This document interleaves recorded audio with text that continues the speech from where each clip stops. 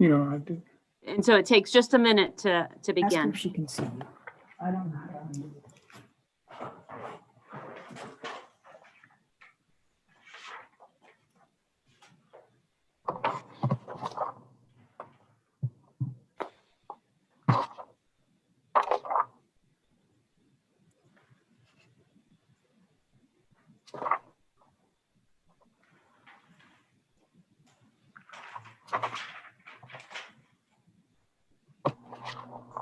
And Harry, your audio enabled. We can hear you.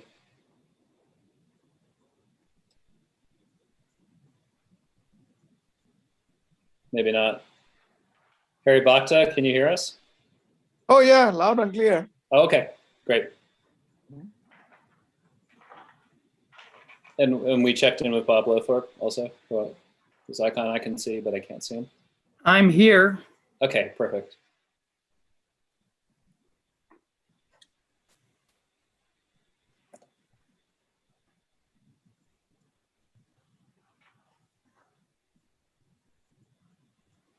Yes.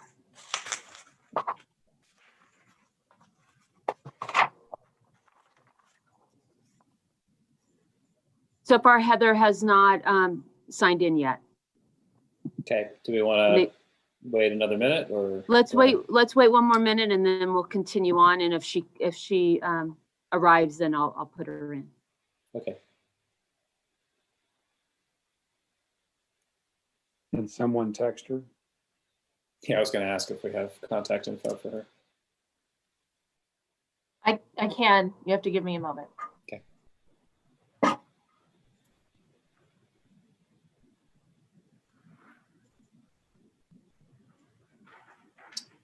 Ron, I hear you were there in person to see the firefalls. I was. It was great. That's amazing. Is that your photo? My son's, he's with me. Hello.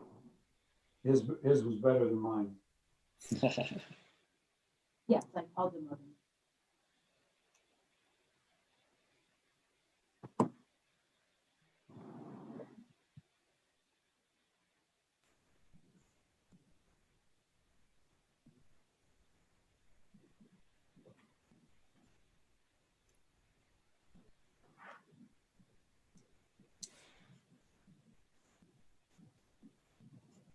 Heather is here.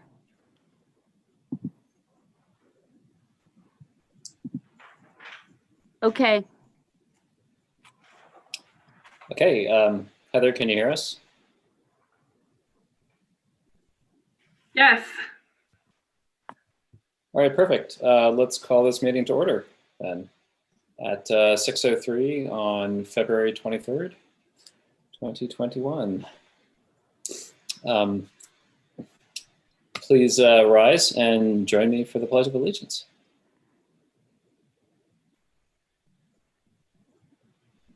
I pledge allegiance To the to the flag. flag of the United States of America and to the To the republic republic for for which it stands, Stand one nation, under under God, God, indivisible, with with liberty and justice and for all. justice for all. and justice for all.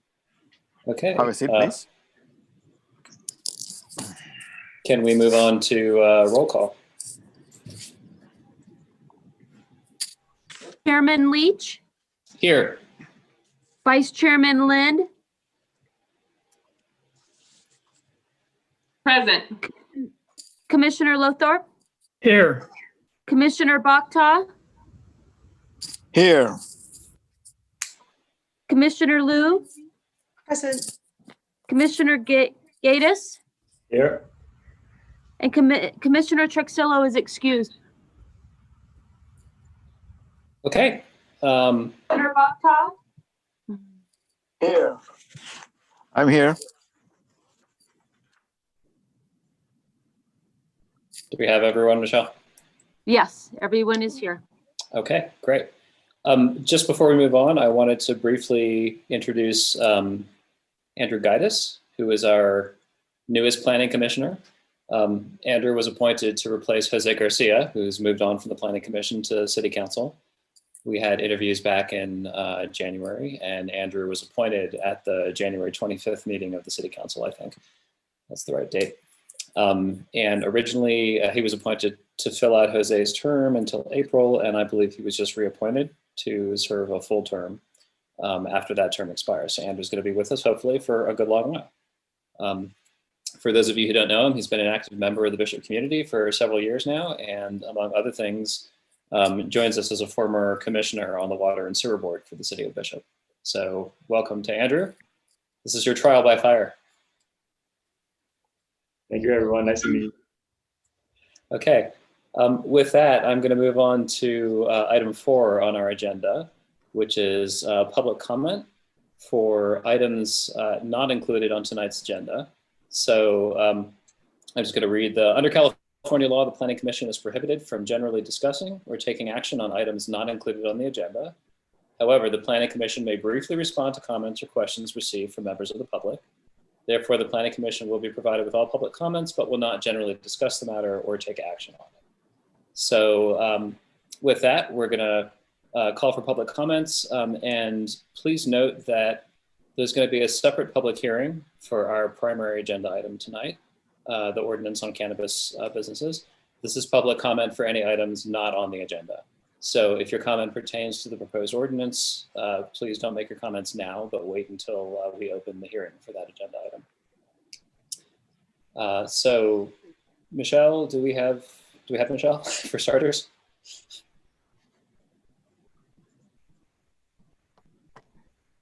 Do we have any public comment at this time?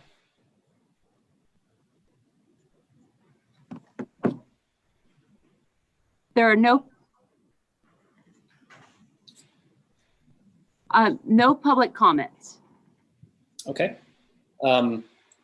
So also just a reminder to anyone watching the meeting or attending the meeting, if you would like to make a public comment, you can submit your comment by email at publicworks@cityofbishop.com with public comment in the subject line. If you're on the meeting, if you're watching the webinar and you'd like to make a comment in person, please use the wave hand feature of Zoom, and you'll be called on when it's time for that. So if there are no other public comments for items not on the agenda tonight, then we will move on to approval of the minutes from our last Planning Commission meeting. I guess not, in case I need to know who. Sorry, do we want to, Michelle, do we need to give you a second? Yeah.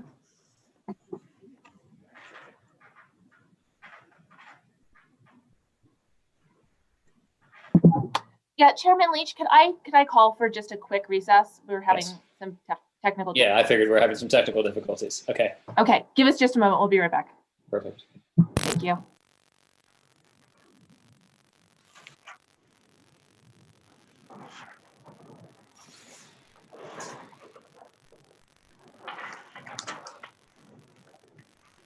My camera must not be working. There's a way you can turn it on somewhere in the corner, but I don't know how. Usually you can just That's okay. click them there. It just blocks you. You don't block everybody else. Camera there? No, that's yours. Bob, we can hear you loud and clear, though, even though we can't see you. Okay, thank you.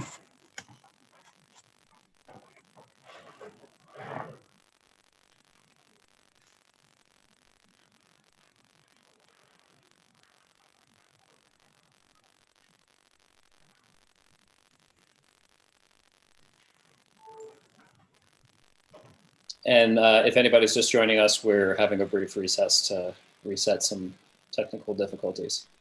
So we'll continue the meeting in just a few minutes.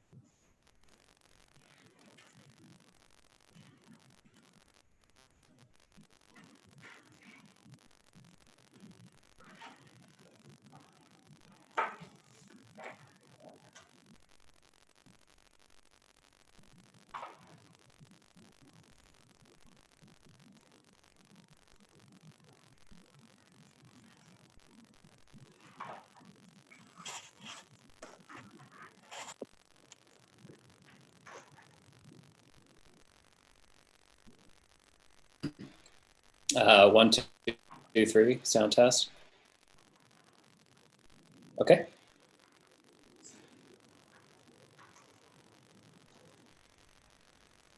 Sorry, Michelle, can you tell her to say something? No, I can hear you through the phone, but, but I can't hear you over Zoom. Okay. Nope.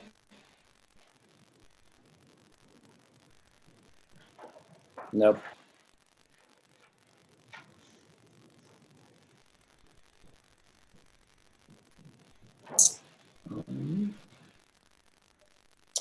Well, you know, Michelle could call back into the meeting on a phone. Mm-hmm.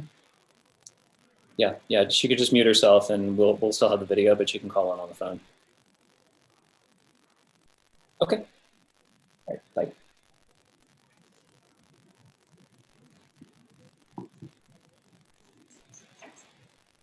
Oh, I'm sorry, Michelle. Can you speak again?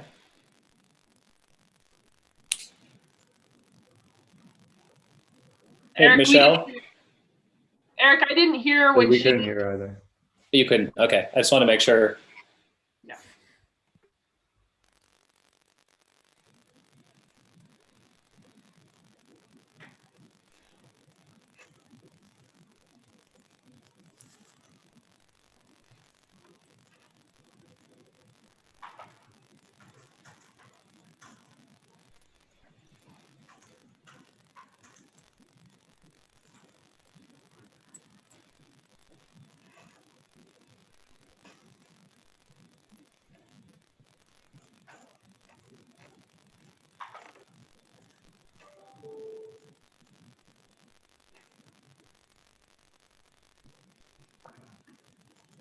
In the corner somewhere, you can kind of look around. You don't have to push any buttons, and you can see there's a little camera.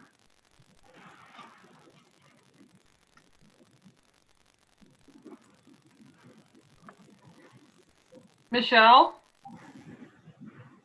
I thought I heard somebody. I think that was on Bob's Oh, connection. I think they're separately trying to figure out Bob's video connection.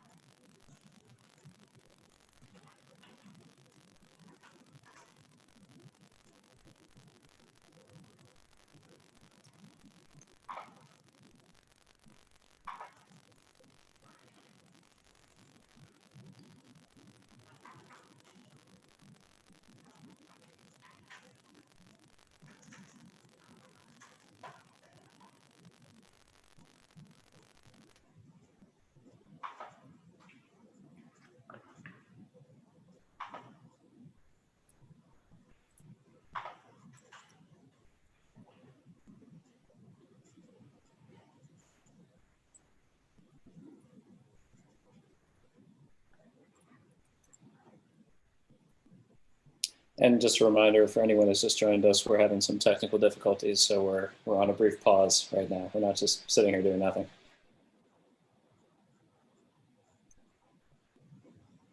Okay. Here you go. So I'm not muted, or I'm muted. You are not muted. Okay. Okay, Eric, can you hear me now? Yes, I can. You're a little faint, but we can hear you. Hey.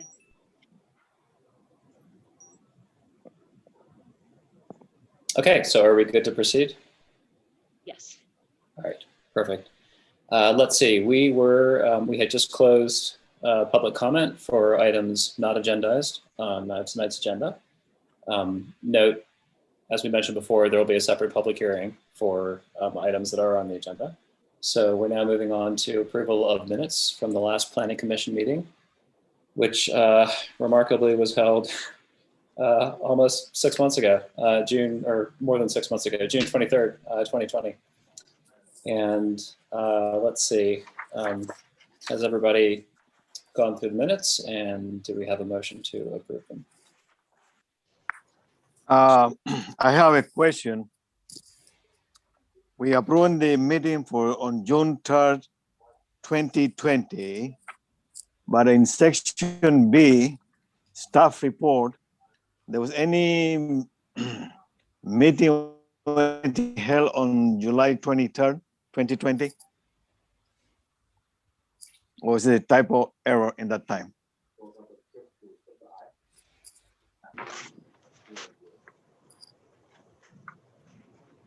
I'm sorry, Harry, where do you see? Okay, on section B, What page? now the page 101, almost at the end. Oh, It's a gotcha. staff report.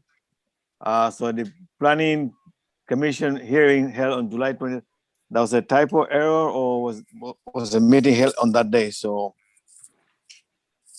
The meeting was held on the 23rd of June, right? June 3rd, then but on the other one said July 23rd. So trying to a little bit understand on the staff report. And then the background history at the planning commission hearing held on July 23rd. Commission, so I'd like to know if that one was held any meeting on July 23rd or after June 3rd or not. That's what I'm trying to find out. Harry, what are you mentioning? The number 5, the approval of minutes? Yeah, If Okay, you- so that was from the approval of number minutes. We had 2 5, meetings in but June. if you go to section, okay, but what about the section B here? B, as So that was after the June 23rd meeting, there was another meeting Harry, I'm not seeing the section B. after that you're June talking 23rd. about. Was any other meeting then? Do you see this one here, staff report? okay, for February. I think I see what you're saying. At the top, it says the planning commission meeting minutes are from June 23rd. But I think that this is a typo.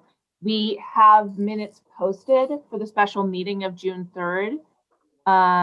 Yeah, and so that Right. was, yeah, so you approved that. And then this is from the June 23rd meeting where we held a meeting as well. So the meeting on, Clarification? so the meeting on July 23rd. No, it's on June 23rd. We had 2 meetings in June. Okay, Yeah, I only see June 23rd, Harry, in the notes. I don't see July 23rd.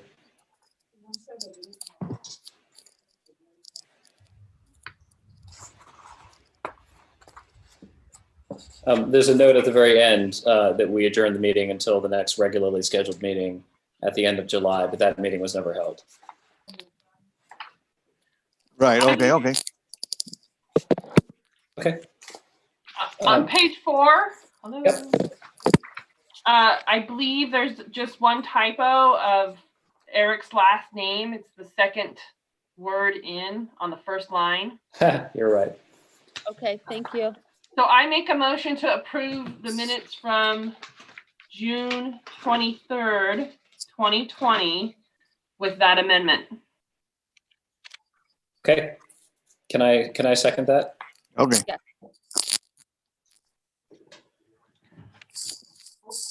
Leach, Yes. Lind, Yes. Lothorpe, Yes. Bakta, yes. Lou, Yes. Gaitis, I should recuse myself since I wasn't that meeting. Okay. Minutes of the Planning Commission meeting held on June 23rd, approved with the one amendment on page 4 of correcting the last name for Eric Leach. Okay, thank you. So with that, let's move on to item 6 on the agenda, which is the public hearing for the agenda item, consideration of an ordinance amending Title 17, Chapter 79, entitled Marijuana Cultivation and Marijuana-Related Businesses, amending Title 7, Chapter 17.80, entitled Legal Requirements, and adding Chapter 5.32, entitled Commercial Cannabis Activity. So just a couple quick remarks before we start. A reminder that if you want to submit a comment via email, please email publicworks@cityofbishop.com. Publicworks is all one word, City of Bishop is all one word, and put public comment in the subject line. If you're attending the webinar and you'd like to make a comment in person, please use the hand waving feature and Michelle will call on you in turn. So that's how you can submit public comments. Secondly, we are expecting some public comments, so please try to keep your remarks to 3 minutes in length or less. And also just a reminder that the Planning Commission tonight has been directed to discuss how we want to regulate cannabis businesses within city limits, should the council decide to allow it.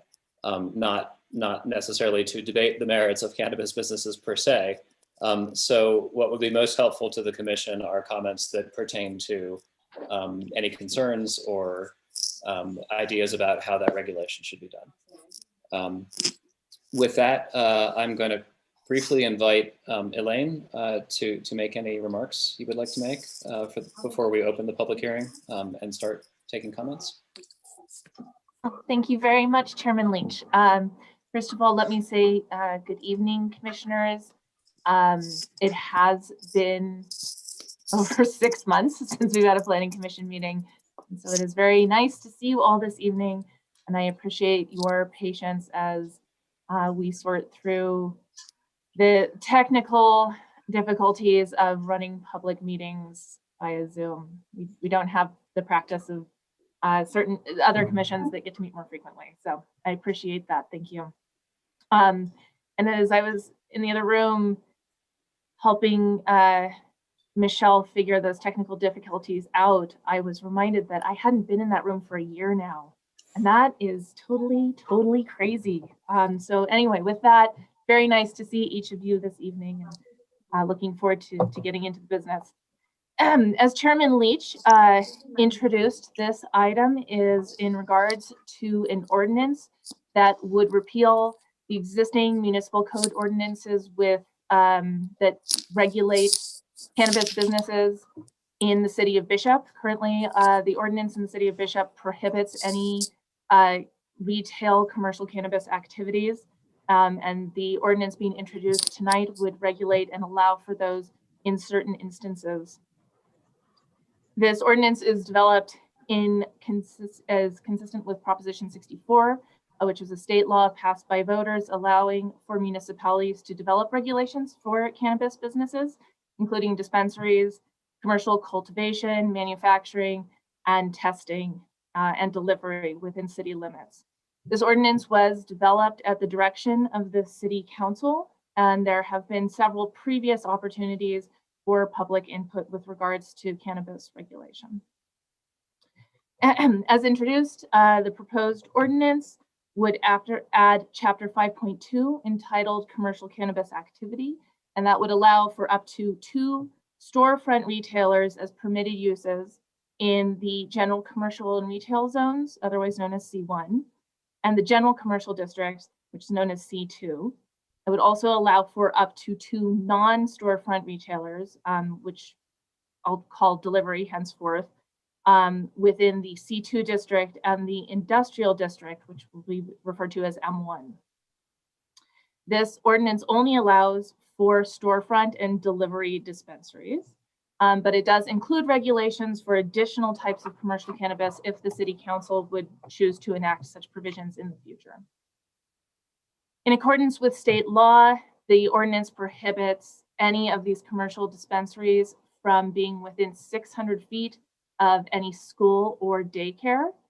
And it provides application procedures for all potential cannabis-related businesses within city limits that would require approval from City Council for each individual business prior to approval. The minimum requirements would include certification from the planning director that the proposed dispensary is in the appropriate zone and is meets the appropriate setbacks from schools. It would require the procurement of a cannabis business permit, which is renewed every 12 months from the City of Bishop. And there are special requirements within that permit. It would require an approved development agreement with the City of Bishop.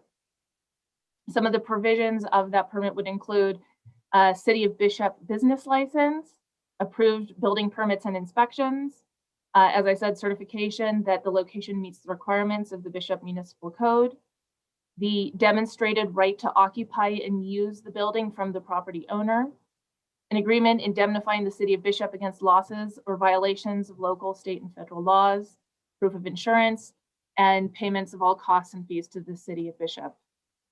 This ordinance also describes all the regulations that as it would relate to operating restrictions, and those include security measures, records keeping requirements, odor requirements on all businesses, limitations on business hours from 8 a.m. to 8 p.m., prohibition of consumption on site, the requirements to track all sales, disallowing anyone under the age of 18 from being on the premises, background checks performed by the Bishop Police Department to operate the dispensary, records maintenance of all the assets and liabilities, including the inventory, and a requirement that any discrepancies in inventory or theft is reported to the City of Bishop within 24 hours. It requires special city approval for any signage on the outside of the building and places requirements on the business that signage must be placed on all entrances and exits, that no consumption is allowed on site. The security requirements would include cameras, secured storage, panic buttons, professionally installed security system, buzz-in entry, licensed security personnel on site, and if any bars or windows are installed on the building, they must be installed on the inside. The ordinance also requires that the business would designate a point of contact for the city to meet with regarding any concerns they have, and that there is a community relations contact that is available to all businesses and residences within 100 feet of the business. The ordinance also prohibits any alcohol sales from occurring on site of the dispensary. Finally, the ordinance would require that the dispensary should develop a public education plan that would outline the risks of youth abuse of cannabis and make that available. There's also minor changes proposed by the ordinance related to land use consistency. I'd like to take a moment to let you know that staff did email out a slightly revised copy of the ordinance to you late this afternoon. That ordinance only cleaned up some clerical revisions, such as typos and the like, with the exception of a clarification on section 17.79060, clarifying where non-storefront retailers or delivery retailers would be allowed. The previous version had said that it would be allowed in C1 and C2, and that has been amended to be C2 and M1 appropriately. This ordinance allows for cannabis dispensaries consistent with state law and puts restrictions in place to ensure that the land use, building, and safety codes are met, and is therefore consistent with the City of Bishop General Plan. And the consideration of this ordinance by the Planning Commission is exempt from CEQA. This concludes my overview of the ordinance at this time. Staff would recommend that the Planning Commission should conduct a public hearing regarding the proposed ordinance, and at the conclusion of the public hearing, discuss the ordinance, provide input as appropriate to staff, and make a recommendation adopting the resolution to make a recommendation to the City Council adopting the ordinance. I'm very happy to take any questions you have on this item. Thank you.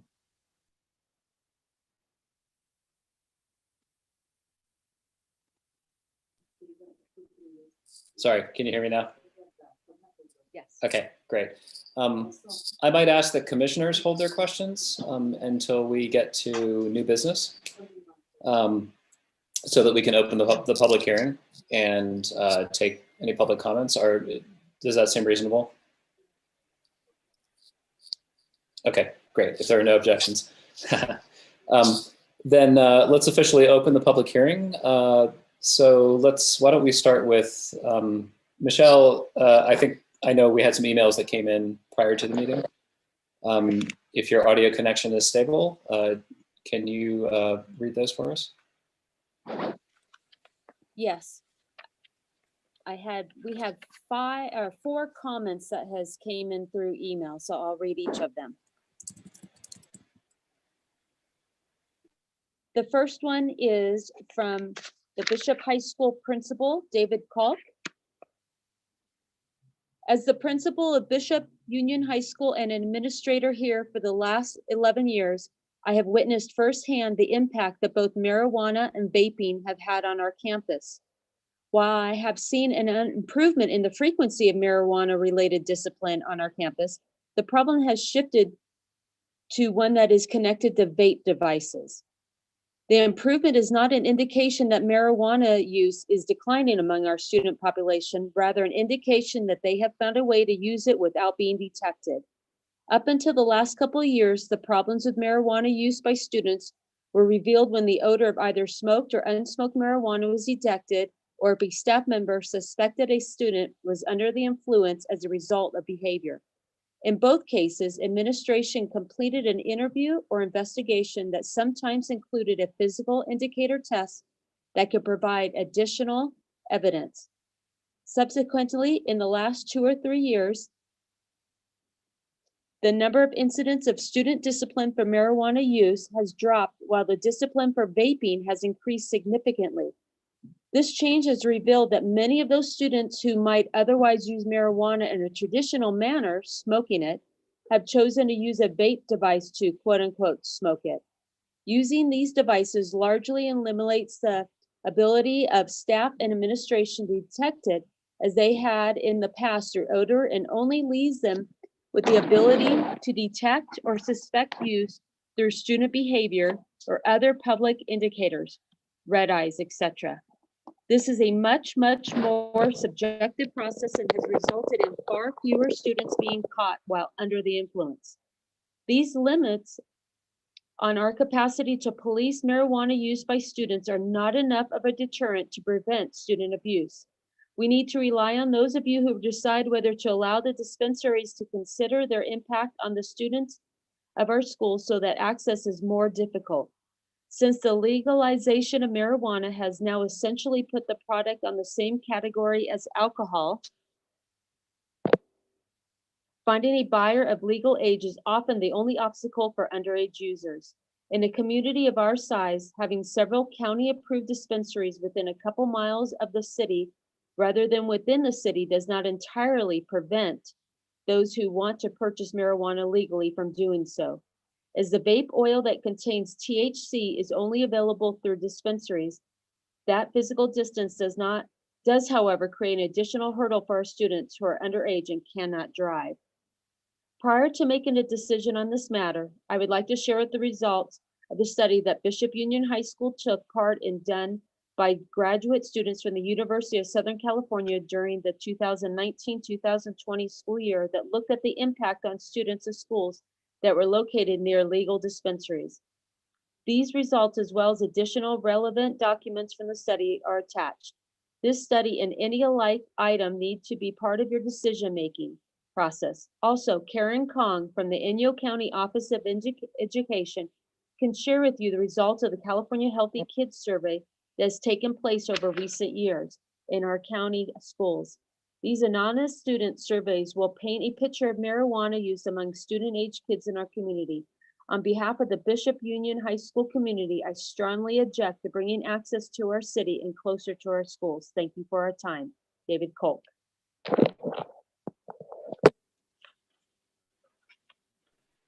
Sorry, I'll just note that the study that David references was shared with planning commissioners. Thank you, Michelle. Thank you. Okay. The next comment sent by email is from Jorge Alvarado. Dear Commission members, I am writing you as a concerned resident of Bishop and to voice my concern with the city passing an ordinance allowing cannabis dispensaries within our city limits. In my work as a prevention specialist for Inyo County, I meet once a week with our local high school youth. The youth has expressed on numerous occasions how prevalent and readily available tobacco vapes and cannabis vapes are to them and their peers. Marijuana use among our youth is rapidly increasing and providing further access to cannabis while only heightening the problem. The rates of high school senior vaping cannabis has more than doubled, with more than a fifth of high school seniors reporting vaping cannabis in the past year. In addition, roughly 7% of eighth graders also report vaping cannabis at least once in the past year. Although monetary benefits of passing the ordinance may seem enticing, the cost of our youth becoming addicted is not. Thank you for consideration. Sincerely, Jorge Alvarado.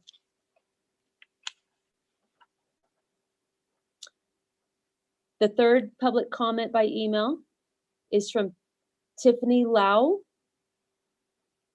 My name is Tiffany Lau and I live in District 3 in Bishop.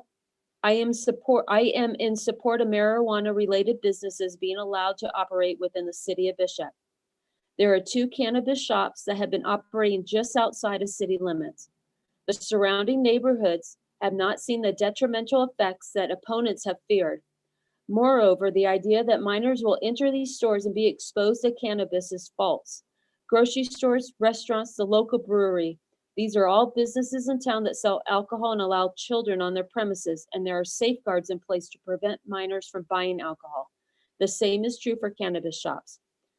They have even more restrictive regulations. By state law, no one under the age of 21 is allowed inside a cannabis shop unless they have a recommendation from a physician, and then they must be 18 or older to purchase. As far as minors being exposed to cannabis at home, that is the responsibility of their guardians, and those adults are already buying their product from the 2 shops that are a short drive away. The only difference is the city is not benefiting from those sales. Best regards, Tiffany Lau. The fourth email public comment is from Robert Calvert. He's the managing partner for Ascent in Mammoth Lakes. Dear Planning Commission, thank you very much to the staff at the City of Bishop for their efforts in drafting the ordinance that addresses the issue of cannabis business permits located within the city limits. I feel that it is very well written and addresses most of the issues that require important attention to detail. With respect to the transferability section of the proposed ordinance, section 5.32.070B, I would ask that the Planning Commission consider a methodology by which a cannabis business owner could apply to the city for the transfer permit, which is otherwise barred by the present language. I assume that the city had 2 goals in the present construct: 1, to keep the ordinance simple and straightforward, and 2, to avoid having ownership of a business license become an asset that could be transferred without city oversight. The problem is that in order to have businesses worthy of operating in Bishop, the licensed owners will be building stores at a cost of hundreds of thousands of dollars and spending years building up staffs, repeat business, inventory, goodwill, etc., that will be impossible to walk away from. However, the vicissitudes of life will oblige them to leave their businesses from time to time. Illness, divorce, old age, death, financial setbacks all take a toll. The present regulation, if adopted, will simply force the fiction of the present owner remaining in place while a sub rosa owner does the actual operating, exactly what the city wishes to avoid. Instead, a thoughtful process allowing transfers approved by the city will encourage the regular, legal, and orderly transfer of a cannabis business, just like any other. I respectfully suggest the city allow us to gather more information on this topic and provide it to the Planning Commission before acting on this very important concept. Thank you very much for your consideration. Sincerely, Robert Calvert.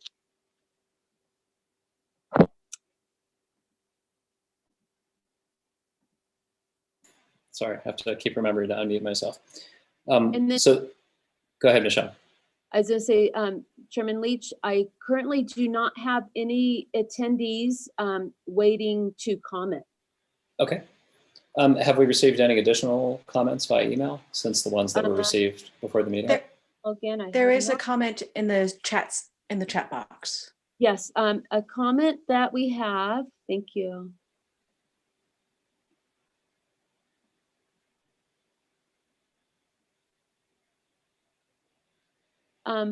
Cheyenne Thompson asked, did I hear correctly that C1 zoning would not be an eligible zone? City Administrator Ron Phillips commented back that storefront retailers would be allowed in C1 and C2.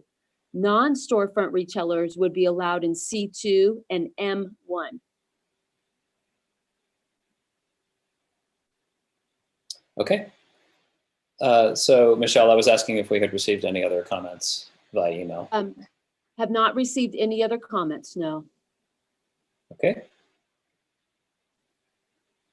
Then let's see. Sorry, Heather, did you want to say something?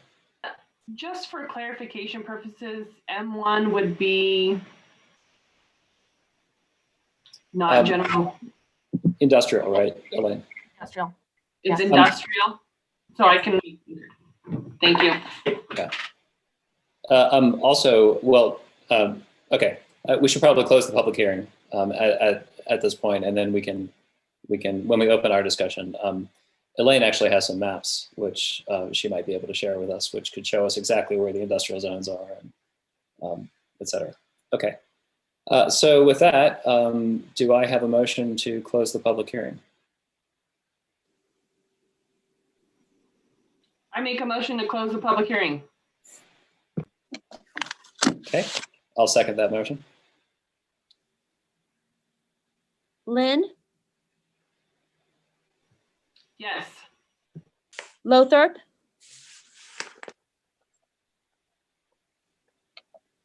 Unmute everybody.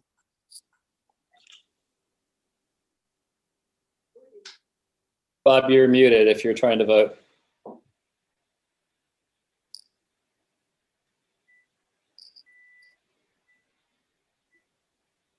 I'll come back. I'll come back. Yes. To Bob.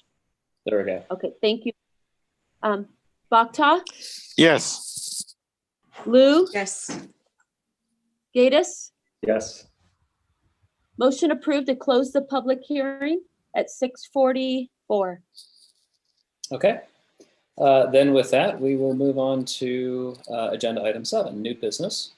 Consideration of an ordinance amending Title 17, Chapter 79, entitled Marijuana Cultivation and Marijuana-Related Businesses, amending Title 17, Chapter 17.80, entitled Legal Requirements, and adding Chapter 5.32, entitled Commercial Cannabis Activity. And once again, before we open our commission discussions, Elaine, do you have any further remarks you would like to make to the commission? Thank you, Chairman Leach. I do not have any substantial comments I'd like to make. As you mentioned, I do have maps available to share that show the approximate 600-foot radius from schools and include the zoning, so we can have some sense of where these potential businesses could be potentially located. In my staff report a moment ago, I did forget to include that the ordinance has a substantial section also regulating the operations of deliveries. And include similar provisions around security and tracking inventory for deliveries as well. That concludes any updates I have on my staff report, unless there are further questions. Okay. Mr. Leach, could I add something? Yes, please.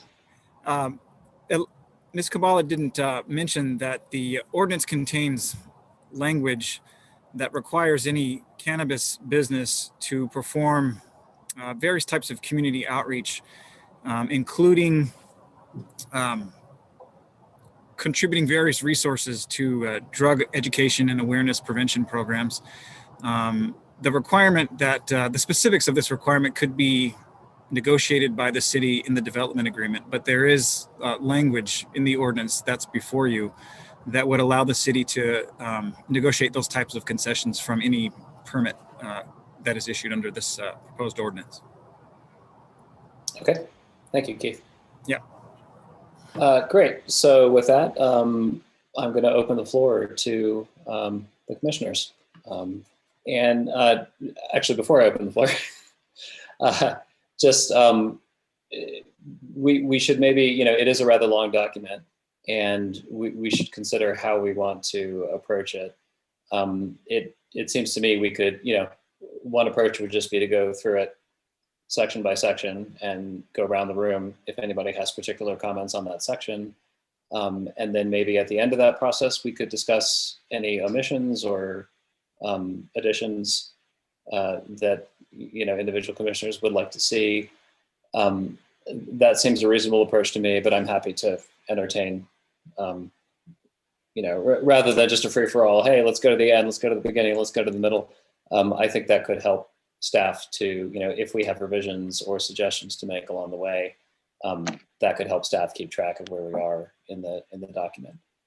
And I guess the only other thing I wanted to say, especially for some who may be newer to the Planning Commission, we have been asked to have a discussion and make recommendations about this ordinance. That final version of this ordinance does not have to happen tonight. So we are just remember always that we are free to, if we have substantial revisions that we think should be made, or there's additional information that we feel we need to get, to ask staff for additional information, to suggest that staff come back with a new revision of this document, and we can have a final vote on the final version whenever that's ready. So just, I guess, to sum up that remark, this is an important change. This would be an important change to the way that the city currently does business. And we should be sure that we get it right and not rush out an ordinance that, we're not all satisfied with. So with those remarks, the floor is yours. So I guess if commissioners, so my suggestion is we just go through the document. And so I'm happy to entertain comments at this point. Heather, go for it. My preference would be actually to just maybe allow the commissioners a couple questions just for clarification purposes before we go through, because it's a very lengthy document and I'm going to need a recess. Absolutely. A and B, if Ms. Kabbalah could maybe throw up the maps and give us a little bit of time to just view the maps and have some digestion in that. I have some pretty easy questions that I don't need necessarily to go through in 35 pages for an answer, if that makes any sense. Yeah. Okay. So Elaine, if you can do the maps now, maybe that would be great. Big if.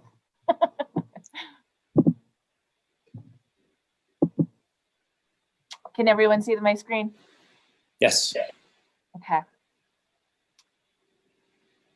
So as you can see, these are very approximate 600-foot radii from the high school, the elementary and middle schools, the parochial school at the Seventh-day Adventist, and the relocation of Discovery Point Daycare to West Line Street. And I don't believe that there are other schools within city limits to include. Yes? Grace Lutheran Preschool, Okay. which is located at the end of Schley and Yeah, so that's located right here, where my cursor is. So my apologies for that omission, and that radius would be about like this. yeah, I think they are, I believe their licensing is a preschool, so they would Okay. fall under the limitation. Okay. But here, just to recap, then the ordinance is suggesting that up to two storefront businesses could be located in C1 and C2. Is that right, Elaine? Yeah. Oh boy, trying to do this on the fly. Forgive my drawing skills. So that'll be that approximate boundary. Yes. So storefront retail would be allowed in C1 and C2. C1 is that salmon color that is most of Main Street and West Line Street. C2 is the bold orange, and there are some pockets of that on the east side of town.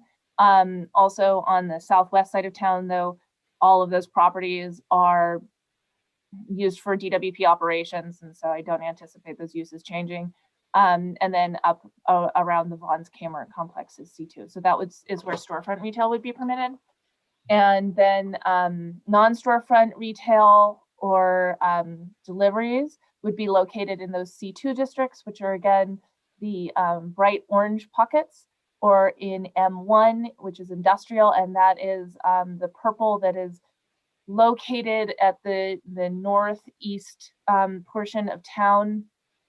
And the only developed uses in that district at this time is the Caltrans yard, and the rest of that is also under DWP ownership.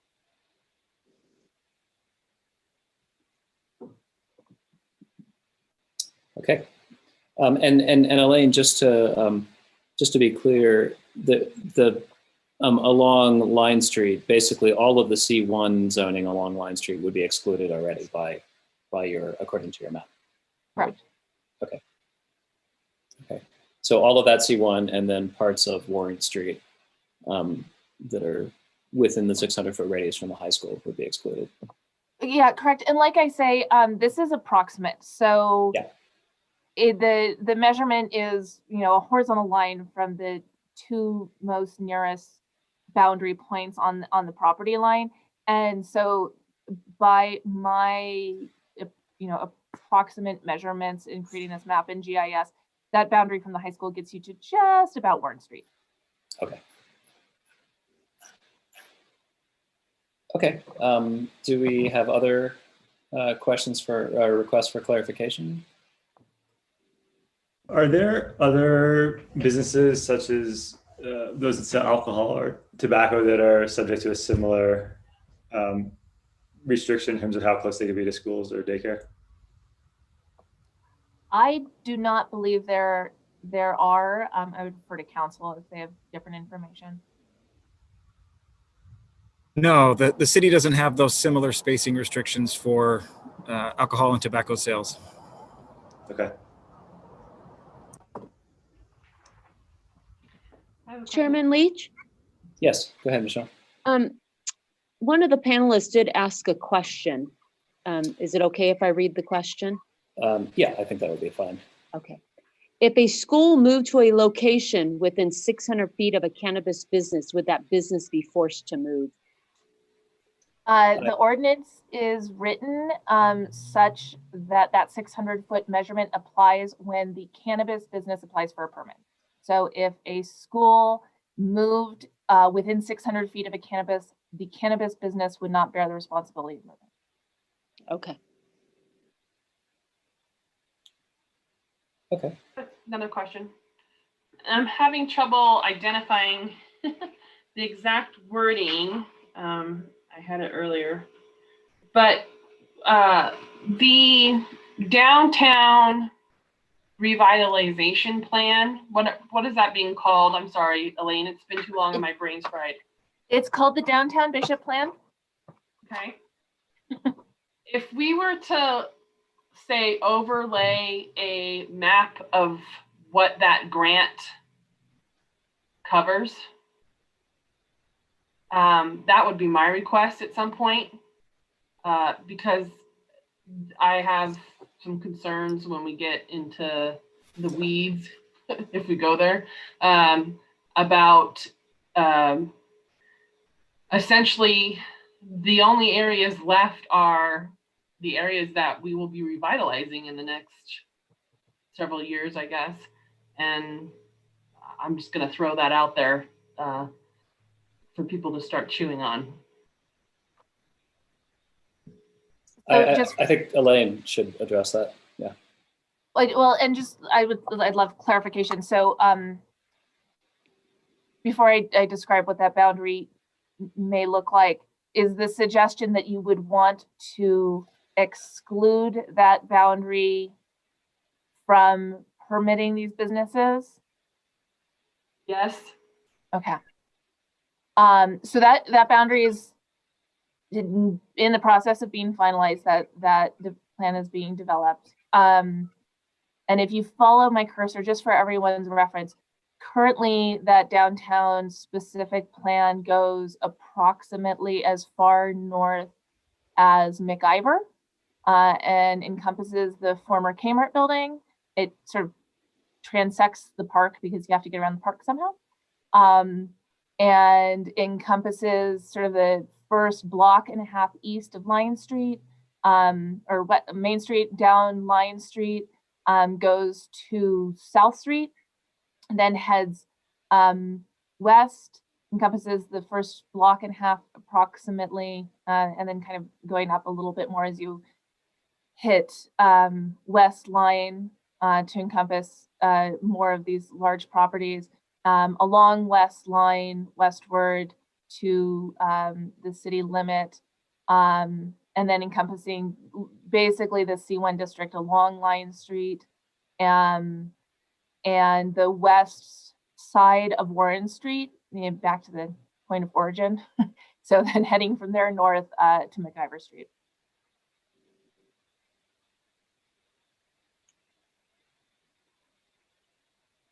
Was there also a distance requirement for the public parks? Did I imagine? There was not. So in drafting the ordinance, we had considered a 600-foot distance from the public parks, as well as a 600 distance from the churches. And when that was mapped, that basically excluded every area within the city of Bishop. Right. And is that also why I know 600 feet is the state minimum requirement, but I see a lot, I know of other cities going to 8 or 1,000 feet. Was that why we went with the 600 feet in this draft ordinance? 600 feet is, I think, the standard we went with because that's the state minimum. Yeah, I also looked at this, Trisha, and I believe that Main Street is closer than 1,000 feet to, say, the high school boundary. So that red circle that includes part of Warren would exclude that whole section of Main Street as well. You know, my take on it is that the current situation is that we don't allow cannabis businesses in town. We don't need a new ordinance to not allow cannabis businesses in town. If we're going to allow cannabis businesses, we have to allow them. And there has to be a reasonable balance between protecting the things that we're concerned about and allowing businesses to actually operate. Actually, can pull up that other map. The map with the 1,000-foot boundary? No, I forgot I was on mute. No, but the map that shows the distances from parks with the 600-foot boundary. Oh, okay. Okay. It'll take me.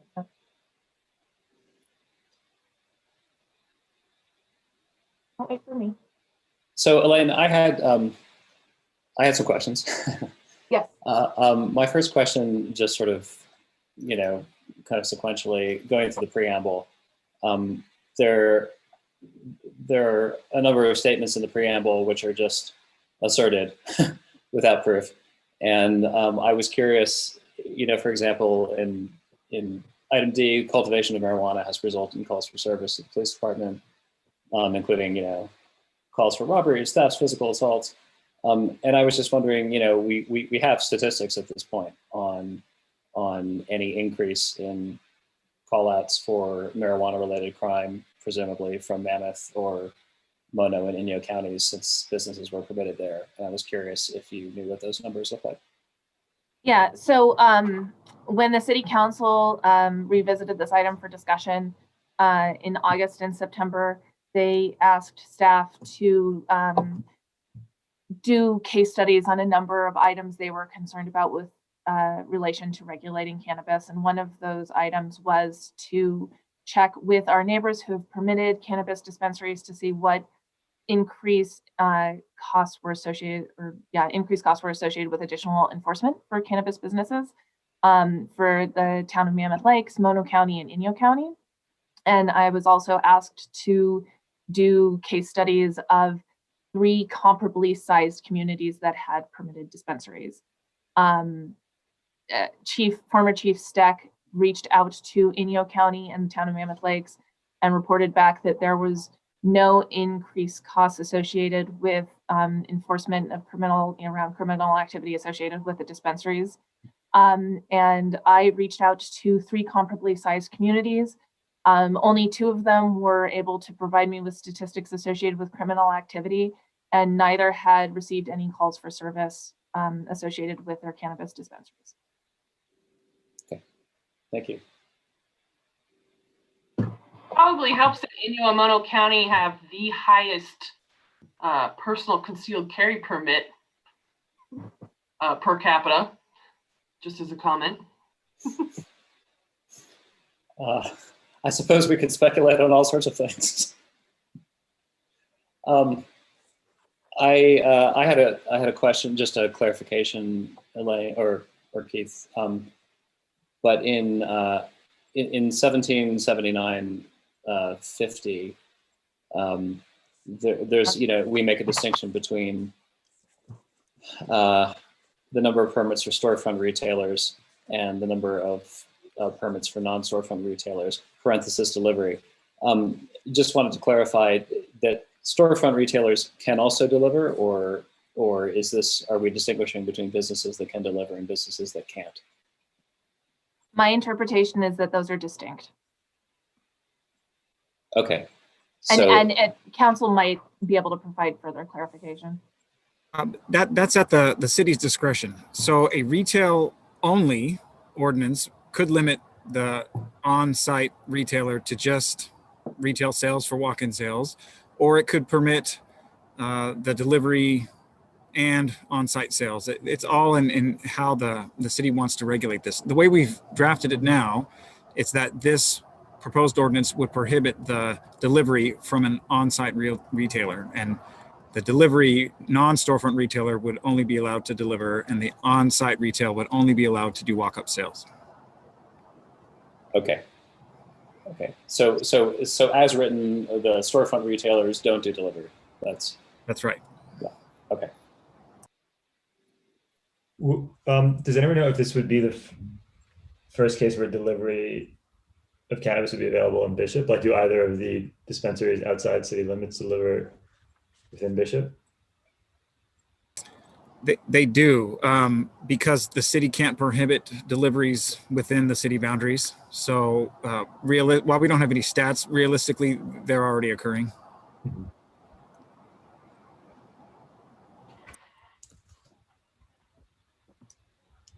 Okay. Heather, go ahead. You're muted though. Waving my child away. In section 17.79.060,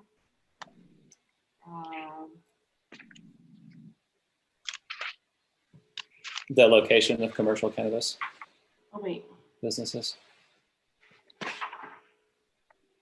hold on, I lost it again. I'm sorry. Oh, I lost it. I'm sorry. Elaine, the section that includes the requirement for us to have an outreach, where did that go? For the businesses to have an outreach, you mean?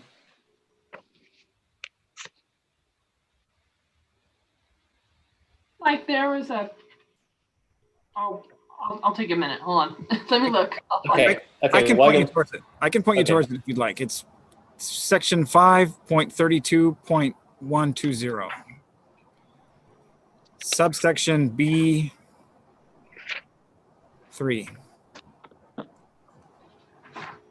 Okay. One more time. So it's 532.120. B3.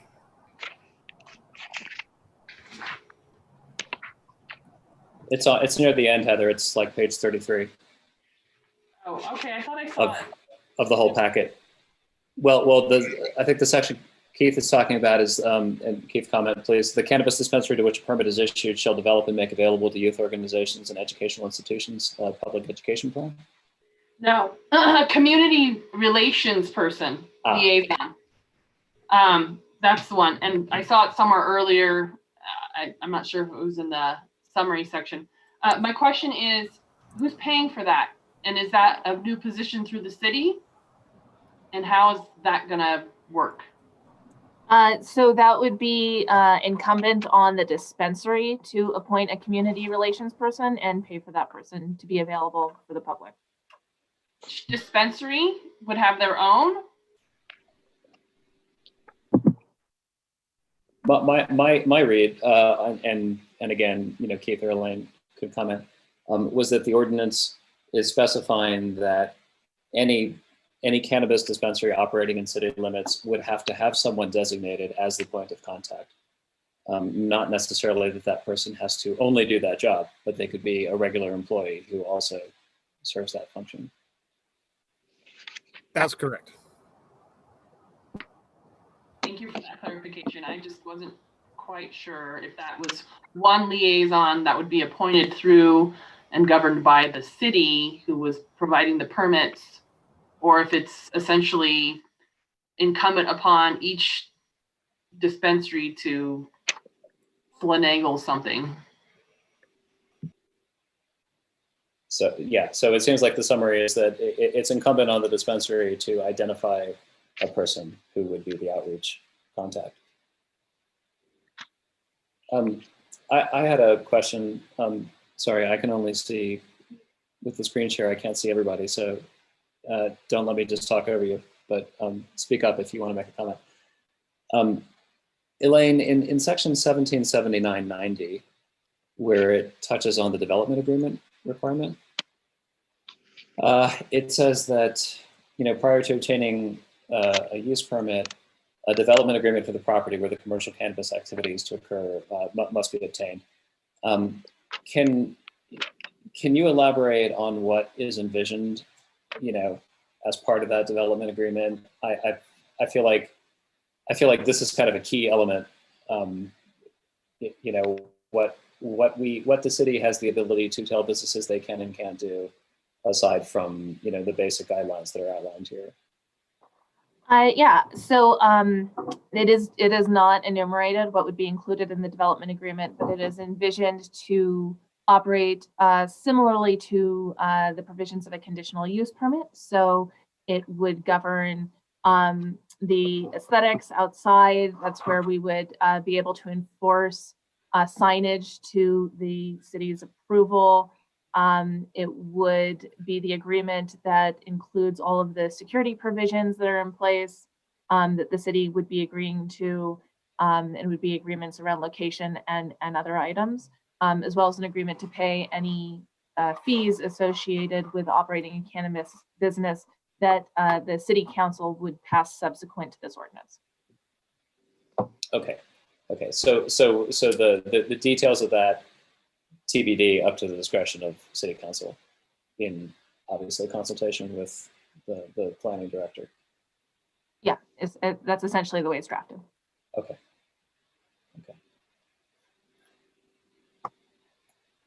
Is there anything preventing us from specifying, say, a rendering or what can and cannot go on signs? No, there's nothing that would prohibit you from including those types of things. Okay. In this ordinance, with the exception that there are certain First Amendment rights around governing the content of signs. Sure, okay. And also something that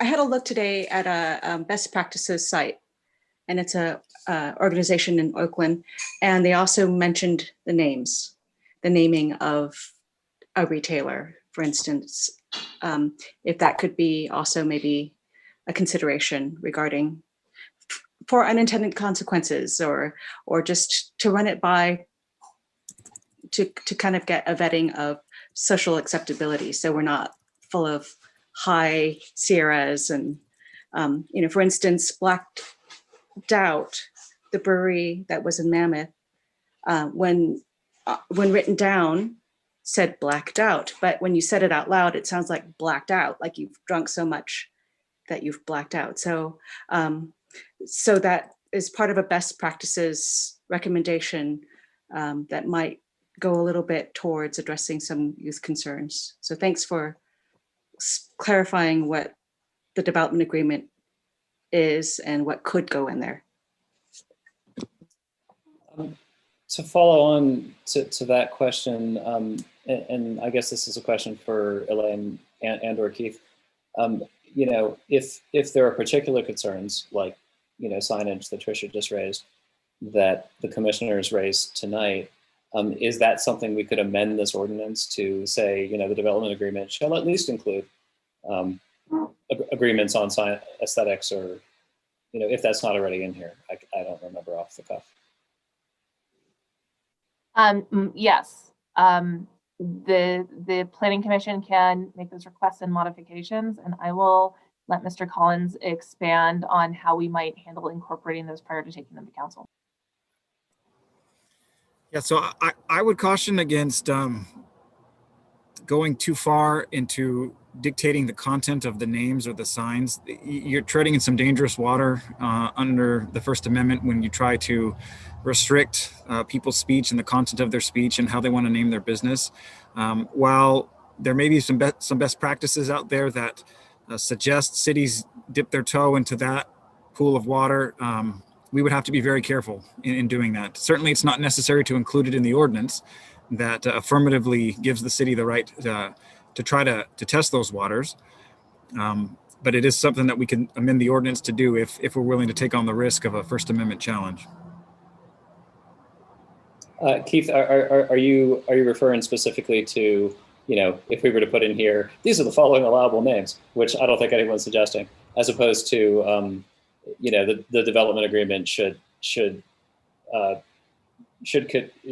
contain an agreement between the city and the business about the appropriateness of signage or naming conventions or things like that. Yeah, it's certainly something that's worded generically and broadly like that would be more permissible than listing the names of permissible signs and business names. And if the business agrees voluntarily in a development agreement to name it a certain thing, would probably be okay under a First Amendment challenge. But I would just like to caution the commission that's a role that the city typically doesn't do in terms of dictating the content of signs and names.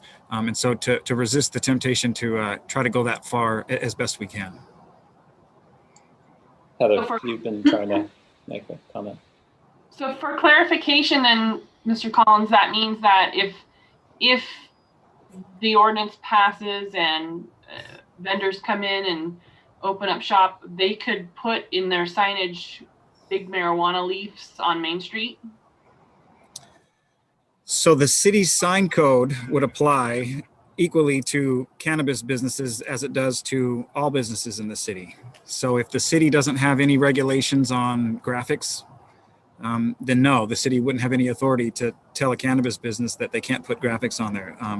Cities get in trouble when they try to regulate the content of signs in a variety of contexts. And so we have to be very careful how we do that.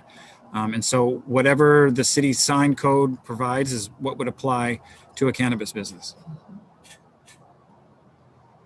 Elaine? So yeah, currently that would afford all businesses a great deal of leeway because we do not have much of a sign ordinance speak. Our current sign ordinance limits the cumulative square footage for business to 80 square feet, and that is the entire signage ordinance. However, we are, as part of the specific plan, developing signage ordinances that would provide a little more guidance for the appropriateness of the character of the community, and doing our best to stay within those First Amendment concerns. Elaine, sorry, Heather. you wanted to. Did I need to answer that better? No, I just, I don't know. I guess this is time for us to make a comment. So I'm going to make a comment that, as I mentioned before, with the downtown, what are we calling it? Downtown plan? Yeah. Downtown specific plan, and which is largely funded by grants, correct? That I have some heartburn thinking, considering the county is vacating even more buildings presently, or in the upcoming month-ish, that people are going to roll into Bishop and we're going to have a dollar store and a marijuana sign in our revitalized downtown. And I just don't know if that's the message or the face that we want to be showing to sustain our tourism economy. It's going to look kind of bleak down there. So that's just a comment I need to make. As a representative of my little community over here, there are a lot of people very concerned about the state of downtown and what it would look like with this broken windows theory essentially continuing on. You know, now the fascia of the building looks beautiful, but there's no one in it, and the only vendors we have are 99-cent stores and marijuana dealers. So just throwing it out there. Trisha, you have your hand up. Thanks. Could the sign ordinance be updated prior to creating or recommending or working on this proposed cannabis ordinance, so that we are in a little bit more of a clear as far as what we can ask of would-be businesses? So the signage ordinance is currently being prepared as one component of our specific plan, which is under development. We are anticipating having a draft of that plan in the next 4 to 6 weeks. And then that will be subject to community input, and then will be finalized. And that plan will not be adopted until we complete the secret review on that. So we're not looking at adopting the specific plan or the mixed use element that goes along with that and all of the design standards that are a component of that plan until approximately a year from now. Could we tease out the signage ordinance and in advance of that as it's being developed? And I mean, that's something that the city council, I think, has the purview to consider. But certainly it's not something that is going to be developed in the next 4 to 6 weeks or 2 months. Thanks for the timelines on those. And I have to agree, if our hands are tied regarding not permitting, if shops going in are permitted to fly a green cross saying that they're a pharmacy when they're not a medical licensee, or green neon signs, that would be something that frustrates me regarding where our city might be going, and wanting to find a decent compromise and address concerns about marketing to youth. So my, you know, I share all of your concerns about aesthetics for sure, and I you know, I have a vision of what I'd like to see as downtown Bishop. To me though, it seems like that, you know, that's what we're discussing here is not, to me, the solution is not to have local governments dictate what businesses, what perfectly legal businesses that have been approved by voters time and again, that are already available in the area, just like 5 feet outside of city limits, not in city limits, but rather to have some ability to work with those businesses to make sure that it's done tastefully, or it's done in accordance with, you know, the look that we want to achieve. And if you look at places like Mammoth and plenty of other places that have allowed dispensaries, by far the majority that I've seen have been very tastefully done. And to me, that goes back to this development agreement. What's going to be in that development agreement? But are we that and- kind of town? I mean, we're still stuck with the XXX shop next to the Latino snack shop on Warren Street, Warren and Grove, you know, because somebody was legally able to run their business and we didn't have any guidance on what we could or could not. We couldn't work with, apparently, the people who had the shop, the what was then, I guess, like a dollar store. And what's left is that nasty XXX sign. Well, kids walk by that and they know what was, you know, that there were adult things inside. And so we're all on the same page, just wanting to get the city to looking toward like something that we envision. But if we're hamstrung because of a threat of litigation, because we were too strict regarding signage or name conventions or whatever, you know, that's why I was hoping that teasing out a sign guidance or ordinance could give us the momentum to keep going versus being hamstrung. And remember the vape shop that went in on South Main Street? That was just like foil in the window. It looked like frankly, it looked like a meth lab, you know? and that went through the conditional use permit process. And you know, I live right around the corner. I could have said something, but I didn't. And that stuck around for a year. So I guess, you know, that's what many of us just want to avoid, but how do we go about it without, and yes, we could have partners, but if it's legal and if everyone is operating within the letter of the law, and within the letter of the law, they can put big leaves that flash in the window, then we could be stuck with it, like the XXX sign on Grove Street. Well, just very briefly, this is our opportunity to provide input on the letter of that law. So you know, this is what we've been asked to do by City Council. This is what we have the ability to do. So, you know, I don't think it's one or the other. I think we can find some balance, and maybe that balance is in the development agreement and ensuring that development agreement can touch on aesthetics without overreaching in you know, how much we specify there. But Andrew, you've had your hand up for a while. Yeah, just one comment and then a question. So from my perspective, it seems, and rightfully so, like the two main concerns are around aesthetics and signage, and then on public safety and access, increased access of cannabis to youth. And I think that Eric, your point is that, yeah, in some ways marijuana is already here in Bishop. It's right outside city limits, and in that case, we are, you know, we have some of those negative impacts in terms of signage already, and the city is not, you know, reaping any of the financial benefits from dispensaries.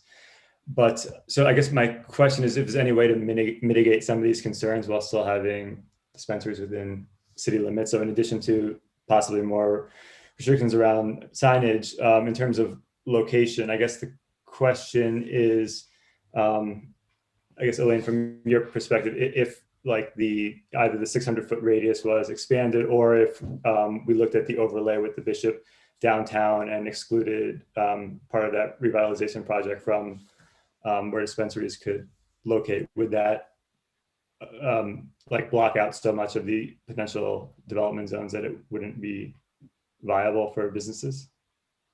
Or is there, I guess I can't really tell exactly from the map what would be included or excluded then. Yeah, am I on mute? No, I'm good. Okay, so if we expanded the radius, I mean, I can't put that together, that map on the fly, unfortunately. But you know, this is approximately 600 feet. So if you move it out to 1,000 feet, and I mean, I think that starts to encompass parts of downtown. Again, I don't know, you know, how accurate that is going to be. If we excluded it from the downtown specific plan project area, which is again not exactly finalized, based on my understanding of the conversations that we have had around that would leave only some areas at the far east part of South Street. You know, these blocks down here by Caltrans and Ace Hardware, the very east side of East Line, you know, up by the Vaughn's Kmart complex, and then some of those areas at the very north end of town.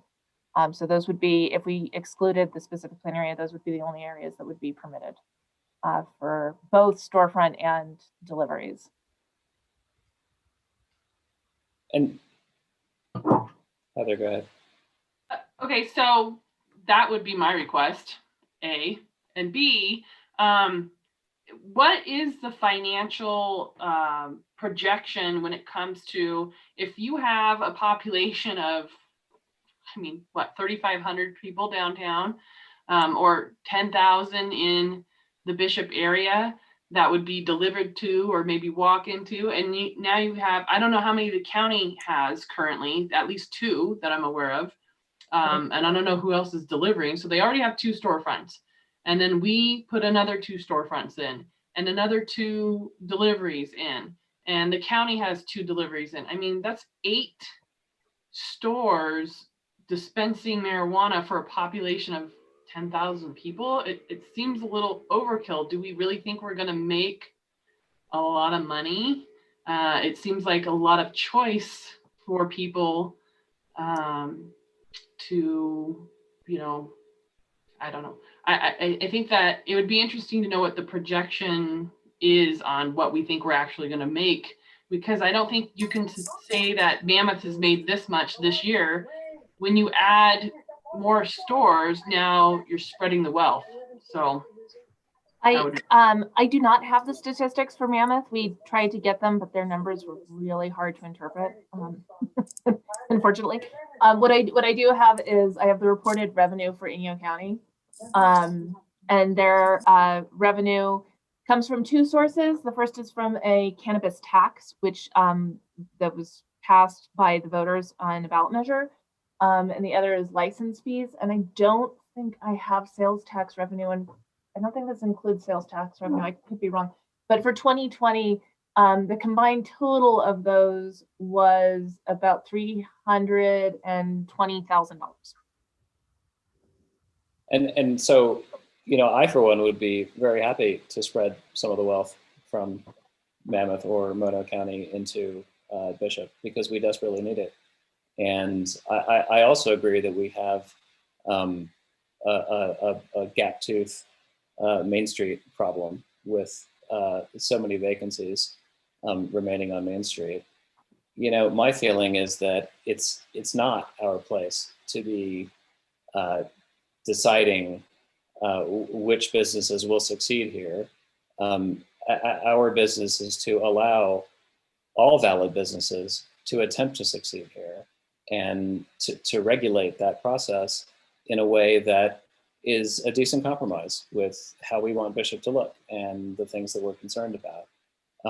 And I know that to specifically address the income, the potential tax revenue, I don't have the detailed numbers anymore at hand, but I know that City Council looked at this within the last year, and there was a case study of a very similar town in Colorado that had a very similar population to Bishop. And it was a similar situation. It was like a rurally located town outside of several national parks. The local population are not the bulk of the customers passing through that town, but tourists en route to national parks, to wilderness areas are. And the population, you know, the effective population of consumers was a factor of several times what you would say, oh, this is the population of the area. So I think it's a little bit of, you have to consider not just the people who live there, you have to consider the people who are passing through.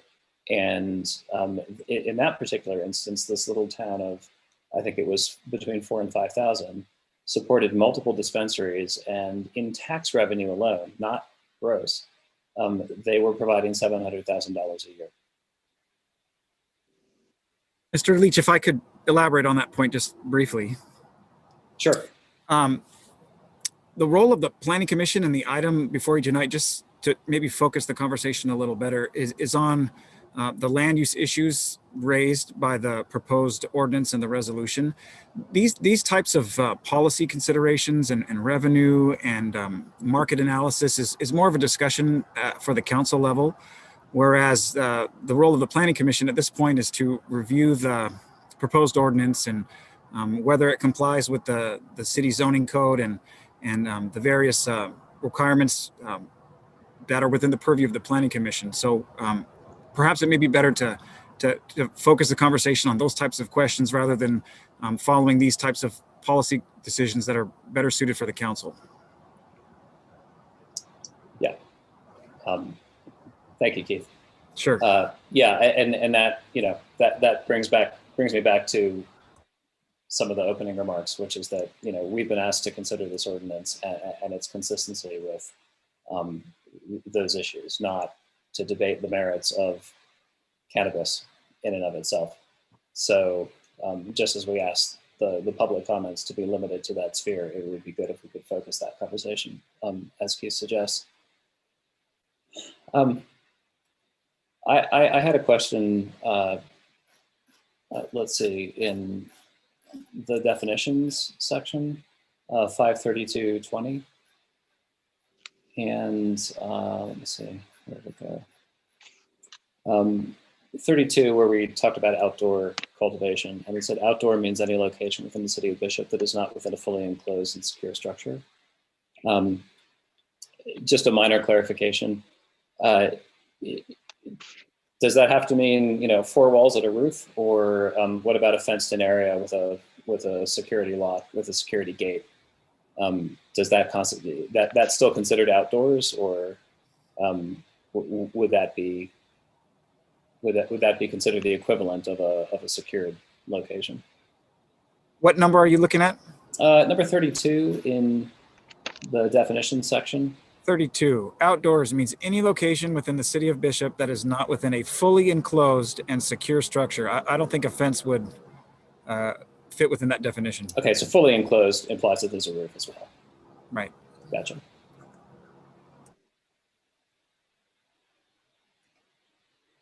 Okay. I had another question, which was in section 532.50, and in section E, subsection D, let's see, it talks about renewal applications, and it says that an application shall be rejected if any of the following conditions exist. The cannabis business has failed to conform to the requirements of this chapter or of any regulations adopted pursuant to this chapter as existing at the time the original permit was issued, including separation of the location from sensitive issues, from sensitive uses. And I was curious about that because the separation from sensitive uses, it seems, is already covered in the ordinance by the 600-foot exclusion zone. So is this language meant to imply something new about the responsibilities of the business? Or is this just a reiteration that things were properly done when they were granted the license in the first place? I think it's meant to cover the rare situation where a permitted business expands its footprint or expands into a neighboring parcel, which then would encroach on that 600-foot radius after they've been issued the permit. And so this just gives another basis to deny renewal in the event that something unusual like that occurs. Okay, thank you. Just since we haven't heard from Harry or Bob Lothorpe, just want to make sure that you have not had comments that you haven't been able to make. I don't know. The couple of comments I'm going to make it was covered by the different member of the Planning Commission, and the last one I was going to make the one you mentioned about the Colorado small town. You know, the amount of the sale will be to out of town people, not just to local people. So you took it out of my mind. So I'm okay. Okay. All right. Thank you, Harry. Just make sure to holler if you're not being heard. And I'm quietly just listening. Okay. Then I had another question in 53260 appeals, where it says written request for appeal. It says that let's see, within 10 calendar days after the date of decision, city administrator to revoke, suspend, or deny permit, or within 10 calendar days after the planning commission has approved or denied an application. And I was just curious because the planning director is the first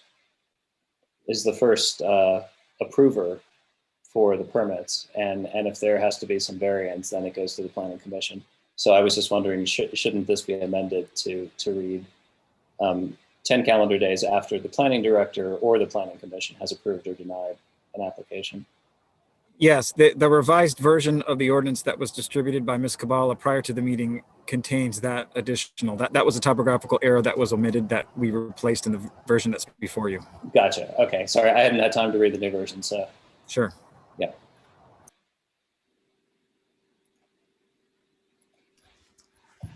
I have a question, section 53240 B, which is on limitation and number of dispensaries, and section B is on the option for council to increase the maximum number of dispensaries to be issued 12 months after the first business permit is issued. I was wondering, is there also language or the ability for council to decide that they want to go the other direction and reduce the number of permits available? Say if there is only 1 or 2 active permits, to reduce that number instead of increasing it? No, the ordinance doesn't have language that authorizes the council to reduce it, but we don't need to authorize the council to do that. They could do that in the event that no business has qualified for the permit and they just want to reduce it. They could direct staff to come back with an ordinance that would reduce it. Makes sense. Okay. Eric? Sorry, yeah. Did we, or will you get to addressing the gentleman from Mammoth, the Ascent, his question? Yes, I think that was an excellent question. I forget where the transfer language appears in the document, but I think it's further down still, but we can talk about that now if... It's 532.070. Okay, then maybe I think I'm just seeing if I have other questions before that section.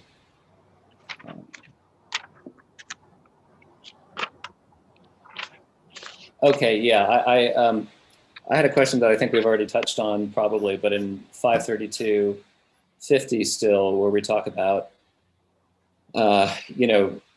city administrator is authorized to make all decisions concerning the issuance of a renewal permit and is authorized to impose additional conditions. I was curious. So if we have a development agreement,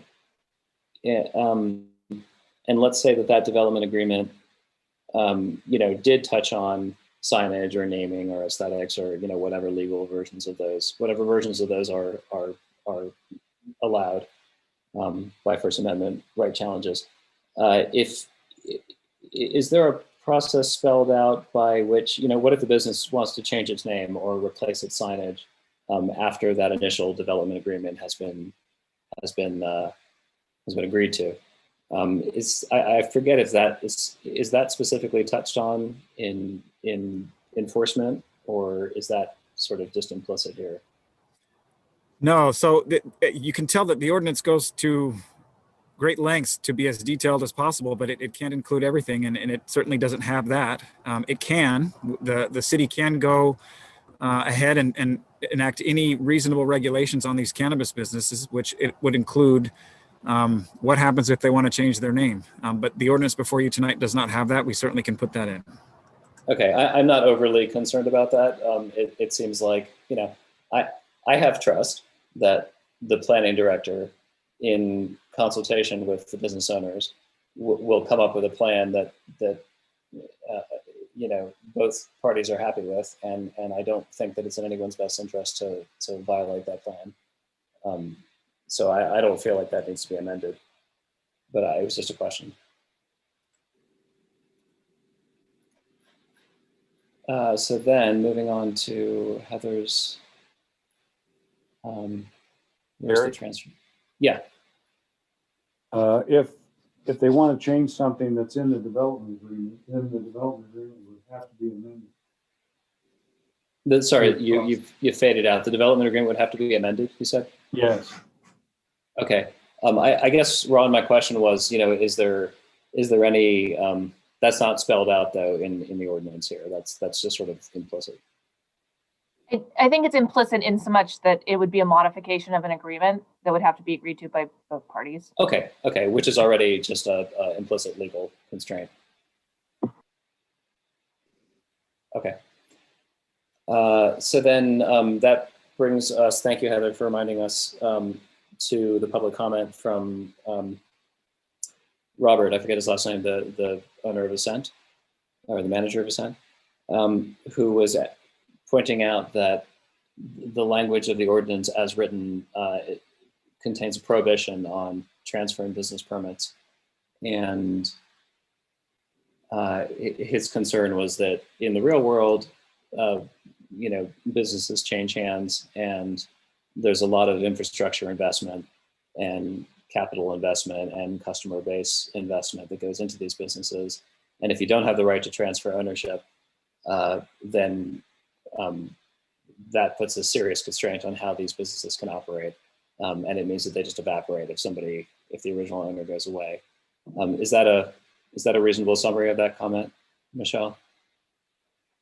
Yes. Okay.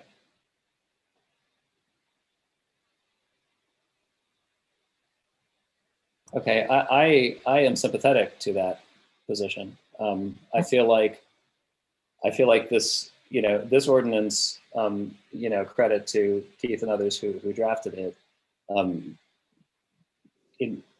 My feeling is that it goes very far into telling businesses what they can and can't do. And it already makes it very difficult for ordinary, for cannabis businesses to operate as any other ordinary business would be allowed to do already. And the ability to, to have a clause in here that says you may not transfer this.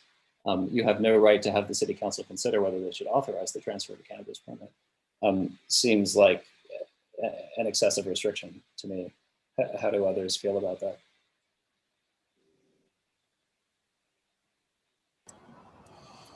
I agree with what you're saying in the sense that there should be some fluidity there and they shouldn't have a break in ownership of the permit, however that would be worded. Okay. How are alcohol beverage licenses transferred?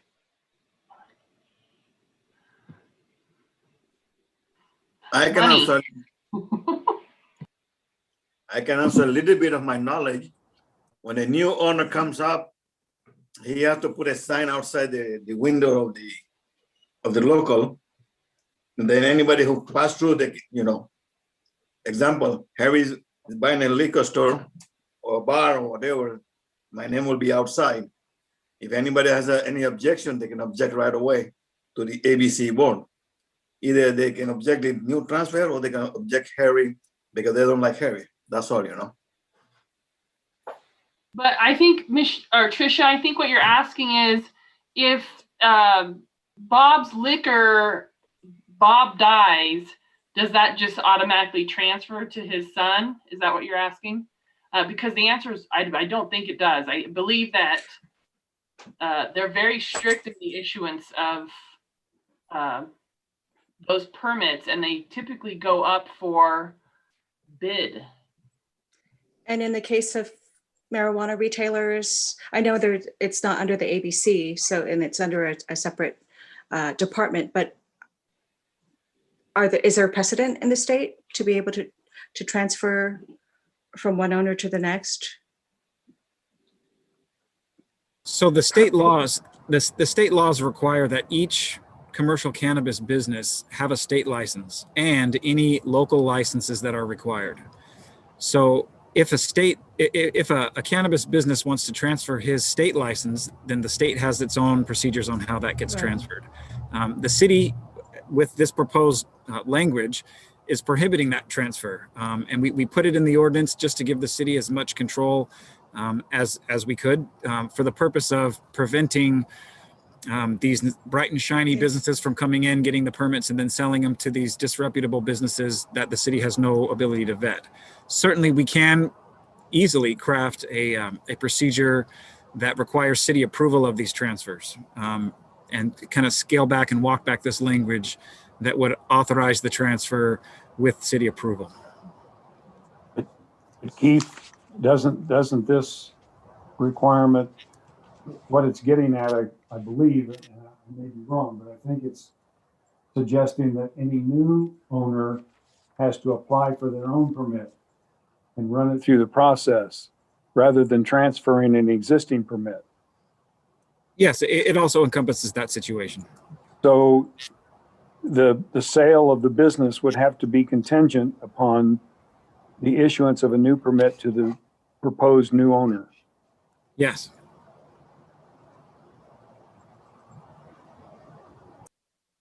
So it doesn't prohibit anyone from selling the business.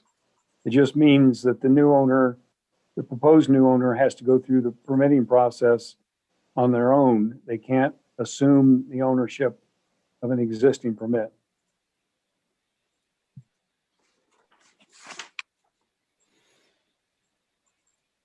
I have a question, Ron or Keith, whichever one. Wouldn't that mean that, I mean, would that transferee have automatically had to gone through all the background and extensive processes to be a licensed person to hold the permit to begin with?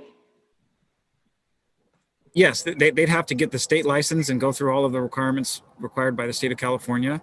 And they would have to apply to the city for a permit the same as the original transferor. So then requiring them to reapply for the permit is essentially allowing the city to take in more revenue by making them reapply again. Well, we're not generating revenue by the application process. Any fees only cover the costs of processing the application. I'm just trying to figure out why the gentleman wants to have the change made. Well, I'm not sure he understands the intent here, which is the intent is to vet the new owner the same way the original owner was vetted by the city before that permit can be granted.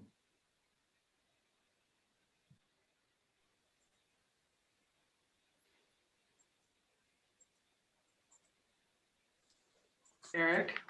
I'm just rereading section 3 where it says no preference shall be given to any person proposed as a new owner or signed by the former permit holder.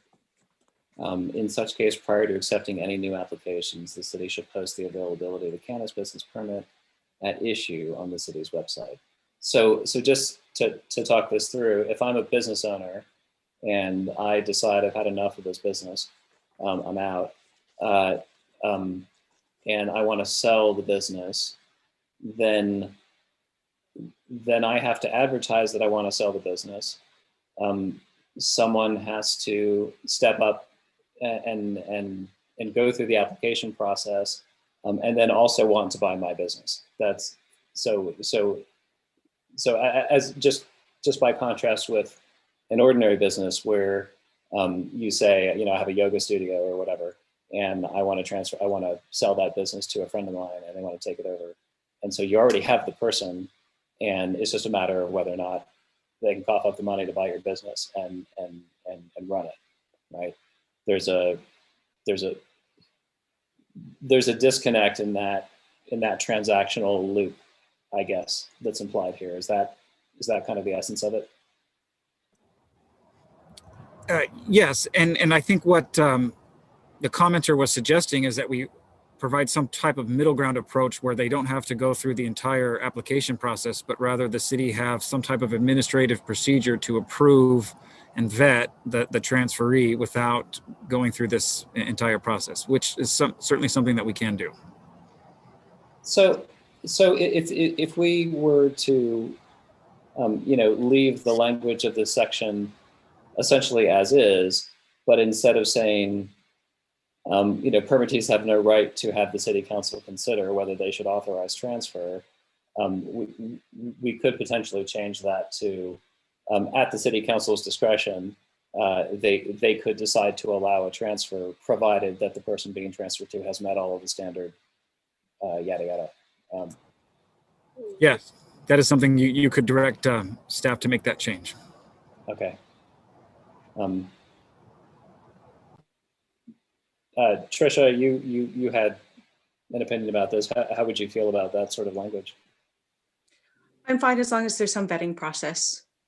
Yeah, it seems to me that providing, the city some mechanism of allowing what in other businesses would be an ordinary transaction to proceed would make things a little bit easier. Sure. Do other commissioners feel that that's reasonable? I agree Harry, with that. Andrew, you agree with that? Okay. So do we feel like we have enough, we could craft that language right now, or is this, maybe this is something we can direct staff to come back and revise and show us a revised version of? Or we could draft the language right now and we could just prepare that. And if the commission ends up adopting this, we could just adopt it as amended to this section 070. Okay.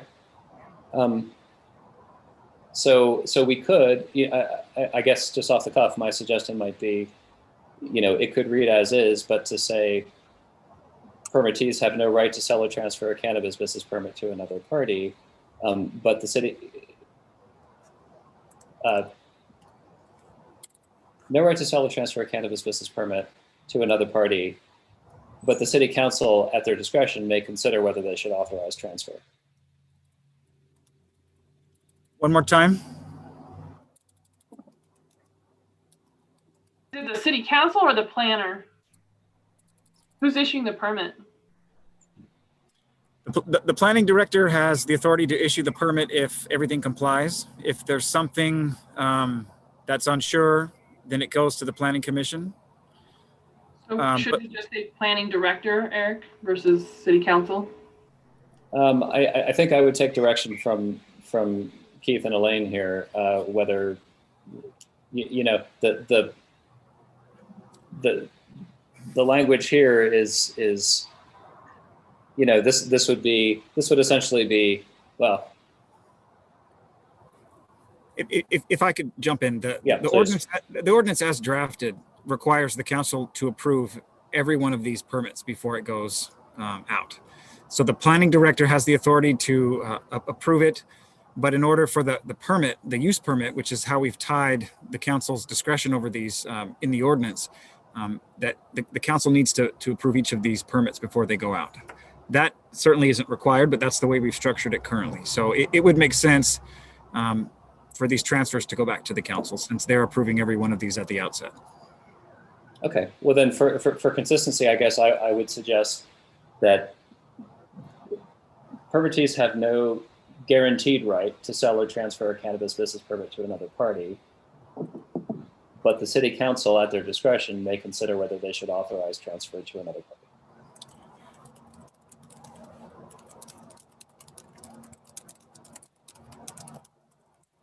Got it. Okay. Are we happy with that revision? Okay. Great. Okay. Thanks, Heather, for reminding us of that. Let's see. It's getting, we're like 2 hours in, Eric. Yep.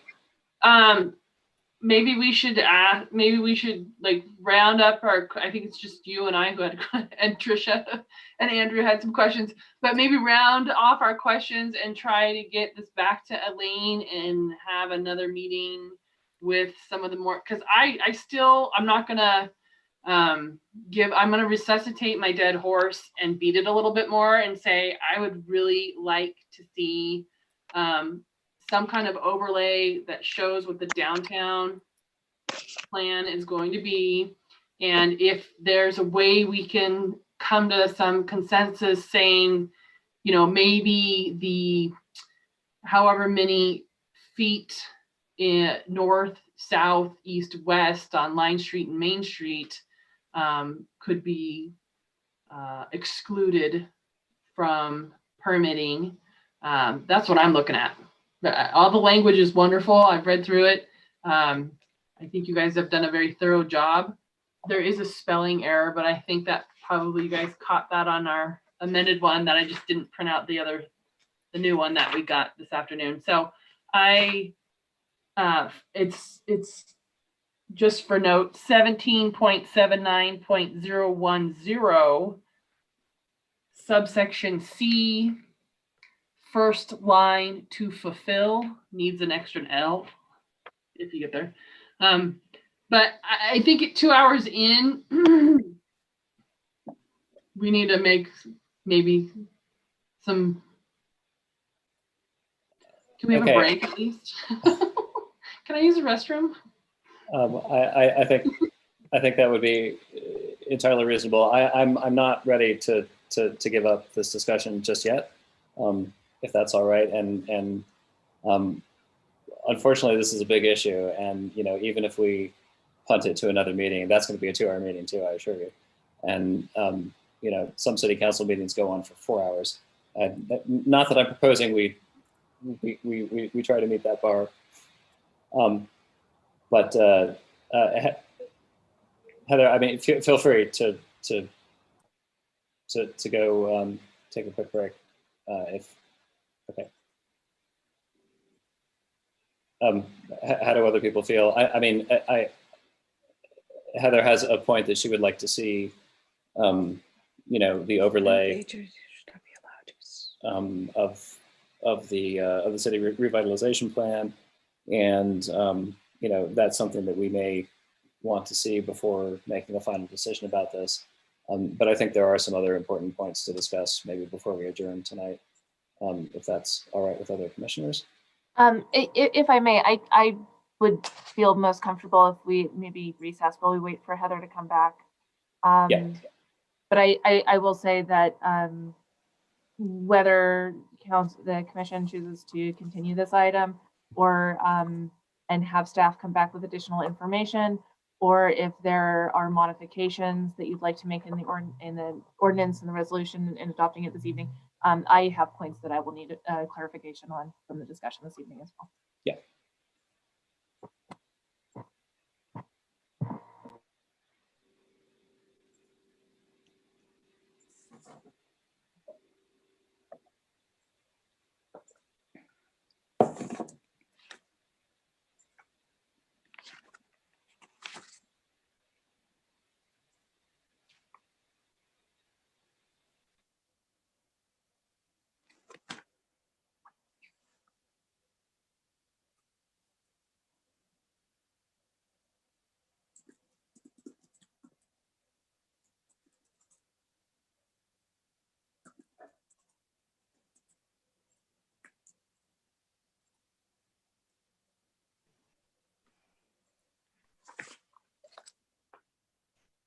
Thank you.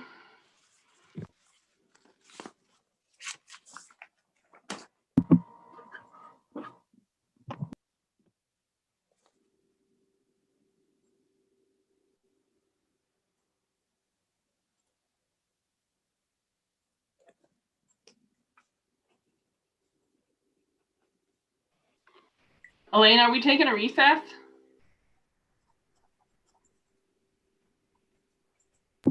We did. We're taking a brief recess. Thank you.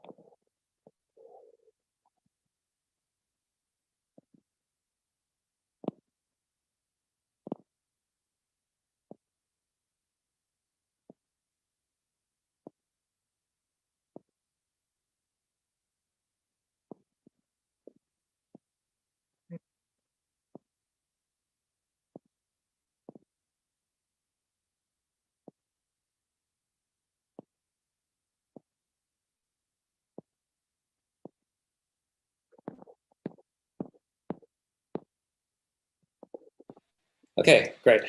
Have us back. Are we ready to resume? Okay.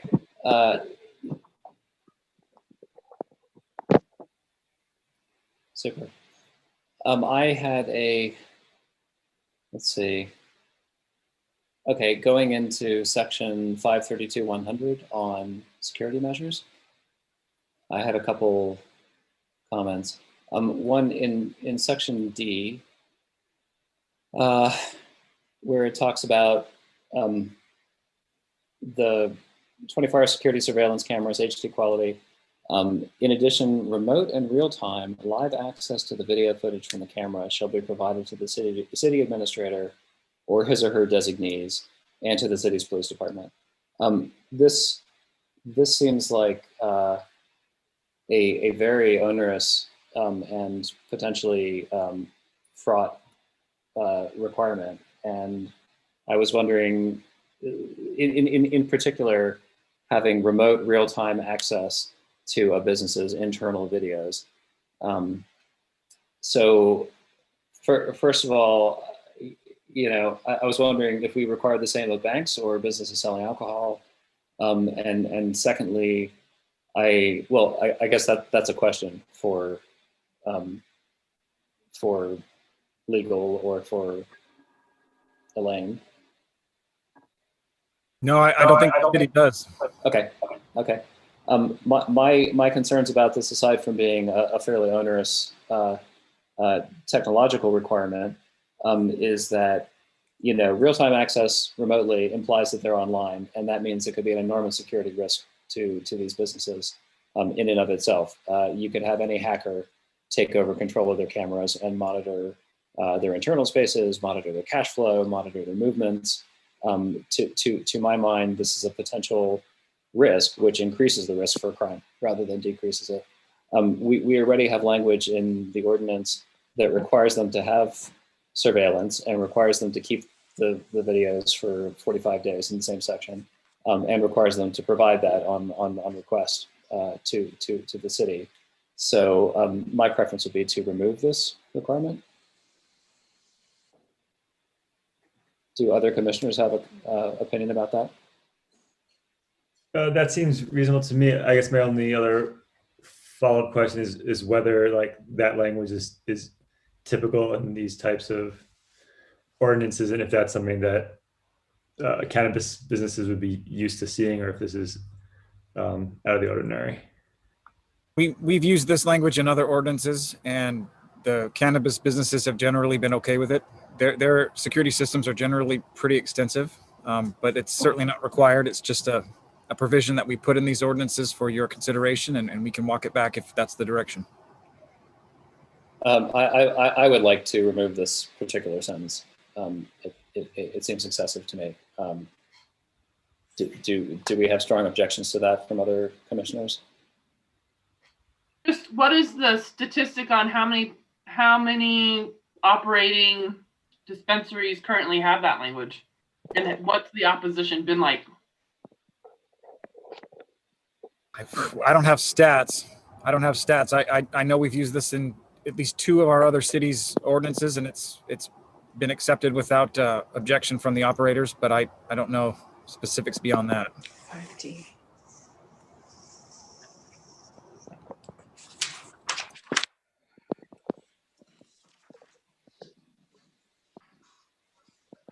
Tricia, did you have a comment about that? Not regarding that, no. Would you be happy to see that removed, or?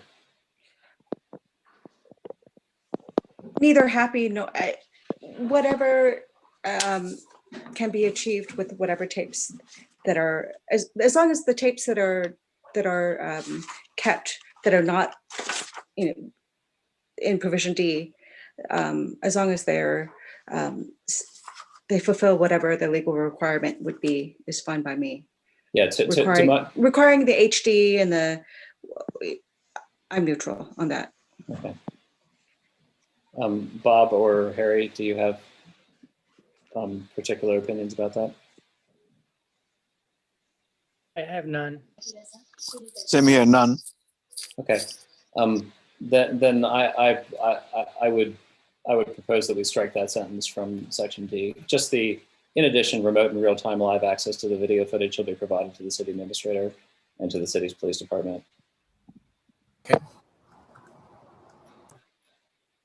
Okay. In section capital E of that same section, just a clarification, it says storefront cannabis dispensaries may have on-site in the retail sales area of the dispensary only that quantity of cannabis and products reasonably anticipated to meet the daily demand readily available for sale. Does this mean that they may only have on-site the amount that can be sold in a day, or that they may only have in the retail sales area the amount that can be sold in a day? That seems unclear to me.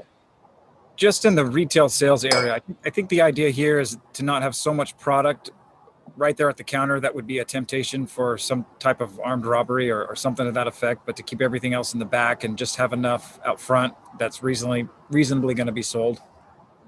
Okay, yeah, I just wanted to make sure that we weren't stipulating that they can only have anywhere on their premises a day's inventory. That has implications for supply chain that would be extremely onerous. Heather? Back to the thing that we just talked about.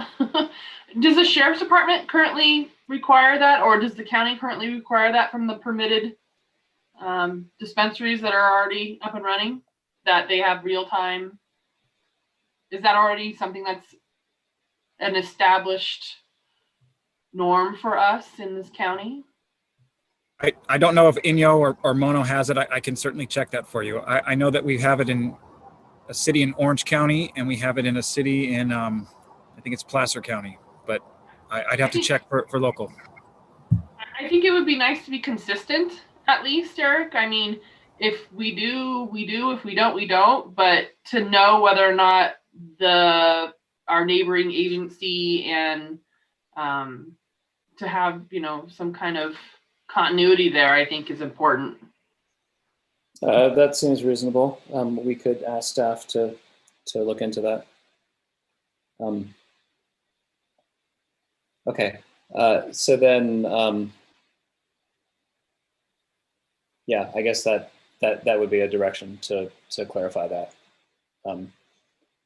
Then I had in let me see, 532, 110.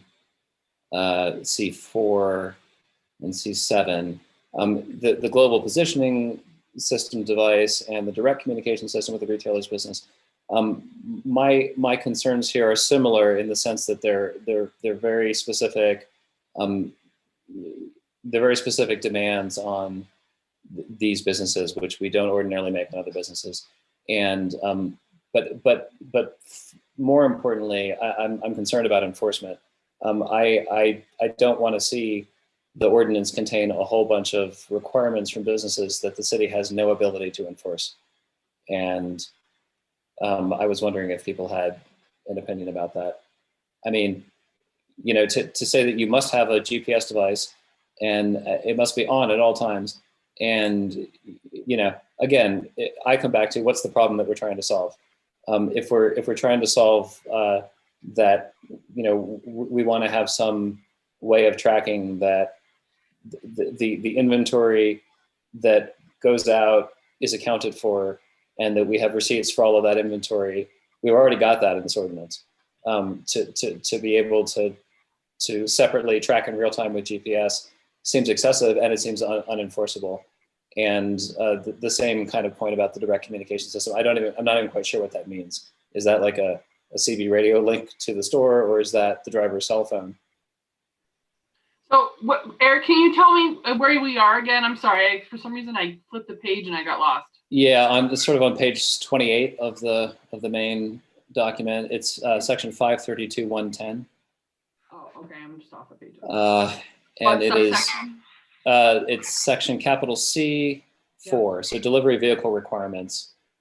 But the general point is that there are things in this ordinance which we are specifically requiring of these businesses, which seem, you know, extraordinary compared to the things that we require of other businesses.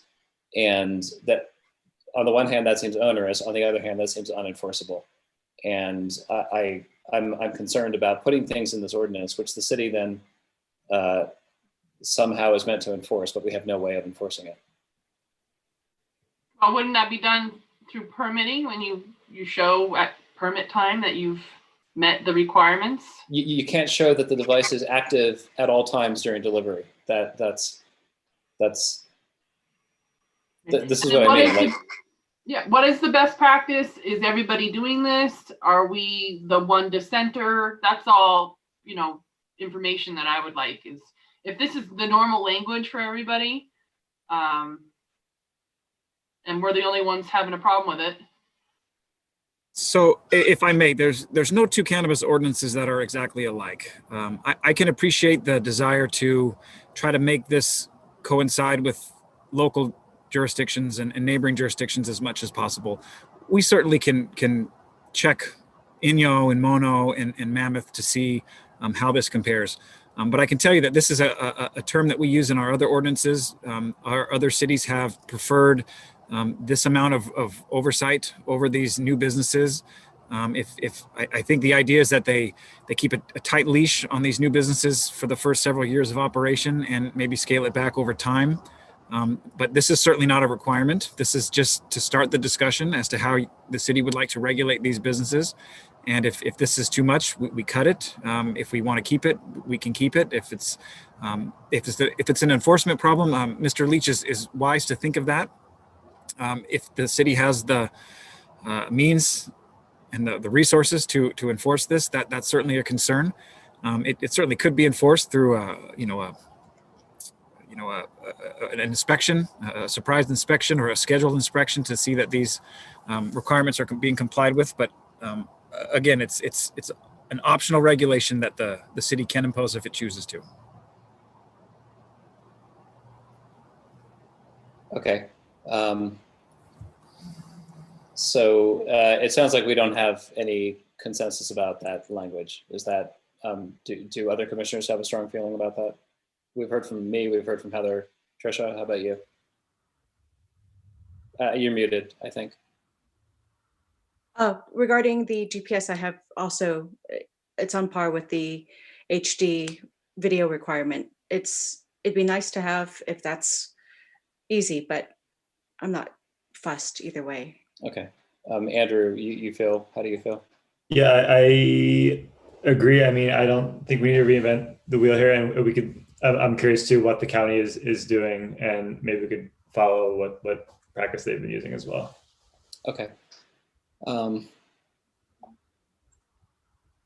Okay, I had a similar concern about enforceability for section F, delivery route, which goes into some detail to direct, where the driver is going as the driver is moving around. And again, I would ask, is this enforceable? And B, is this solving a problem that other language in the ordinance doesn't already solve? So that, for me, that falls into the same category. And I feel like we would have the same opinions about it. Are there dissenting? Are there people who feel very differently about this than about the other similar points? No, I think they're all three similar points. So yeah. Okay. I apologize. I was answering a question in chat and I missed which section you were referring to, please. Sorry, Elaine. In it's section F of the same capital F of the same section that we were in before. Thank you. So for me, these all fall under, like, highly specific, possibly unenforceable, and sort of onerous impositions on these businesses. And it seems like the consensus is either no opinion or we want to know what the county's doing and whether this is normal. So I'm gonna. So I think the idea behind F is that we don't want delivery drivers just cruising the streets trying to sell their product out their window, that they need to have a dedicated customer that they're driving to and from, and that this is not a mobile solicitation device or operation. But certainly that, again, this is not a required regulation. It's just a means to address that potential problem that some of our other cities have found useful. Okay. Yeah, my concern goes back to enforcement. I mean, if we want to make sure that the inventory is accounted for, then we can look at what goes in, look at what goes out, and we can look at the receipts. So that problem is solved. But I don't particularly have a problem with this, except as it touches on sort of the extraordinariness of this requirement and the enforceability of it.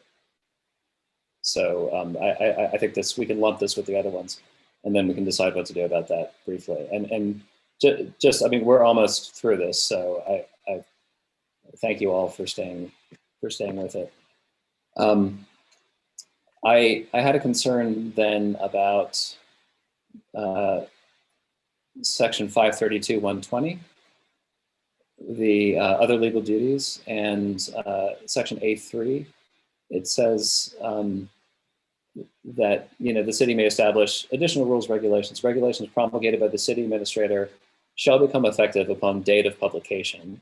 A cannabis business shall be required to comply with all state and local laws and regulations, including but not limited to rules, regulations, etc.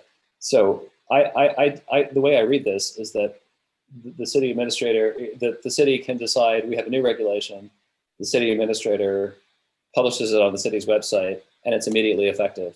But there's no language in here about allowing the businesses to come up to compliance with whatever those new regulations are. And I'm concerned that we're putting language in here that would say, hey, tomorrow there's going to be some new rule you have to follow, and if you're not following it tomorrow, you lose your permit. Certainly, I can see your point on that one. The idea behind this regulation is to allow staff to be able to promulgate administrative regulations involving, applications or, disclosures or some type of administrative minutia that would not necessarily need the council's involvement or approval. Certainly, if the city administrator tries to pull the old switcheroo and enact some ordinance or some regulation that is so onerous that the cannabis business would be put out if it didn't comply, that would expose the city to some liability. And I doubt the city administrator would take that path. But certainly I can see your concern, but that's really the reasoning behind this language. Okay, for me anyway, this could be easily solved by a sentence that just says the city would provide for a reasonable time window for the business to come up to compliance with any new regulations. Sure. Are there any strong objections to that from the other commissioners? Nope, that sounds reasonable. You're just adding that sentence to the existing paragraph. That's fine. That's fine. I just want to make sure that we're not creating an impossible situation for businesses.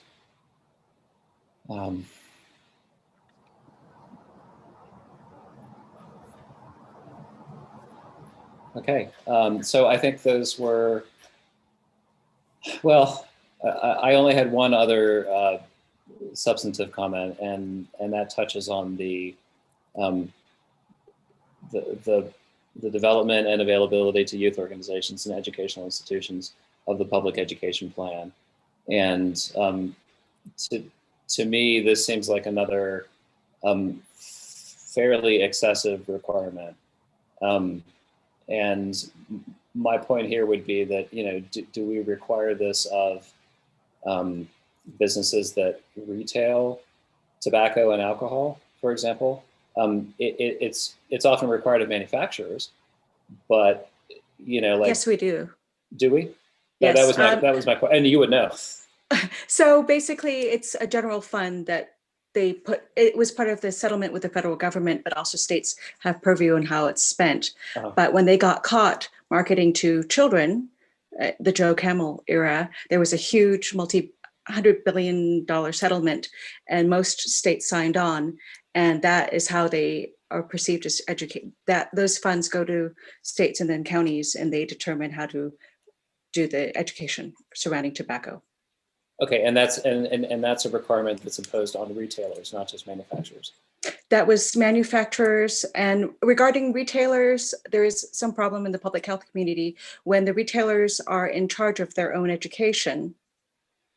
It's like the fox educating the chickens about what it wants. So you do run into problems with public health wanting to have it in the form of a fund that can go to the state health department or whatnot, and they carry out the education.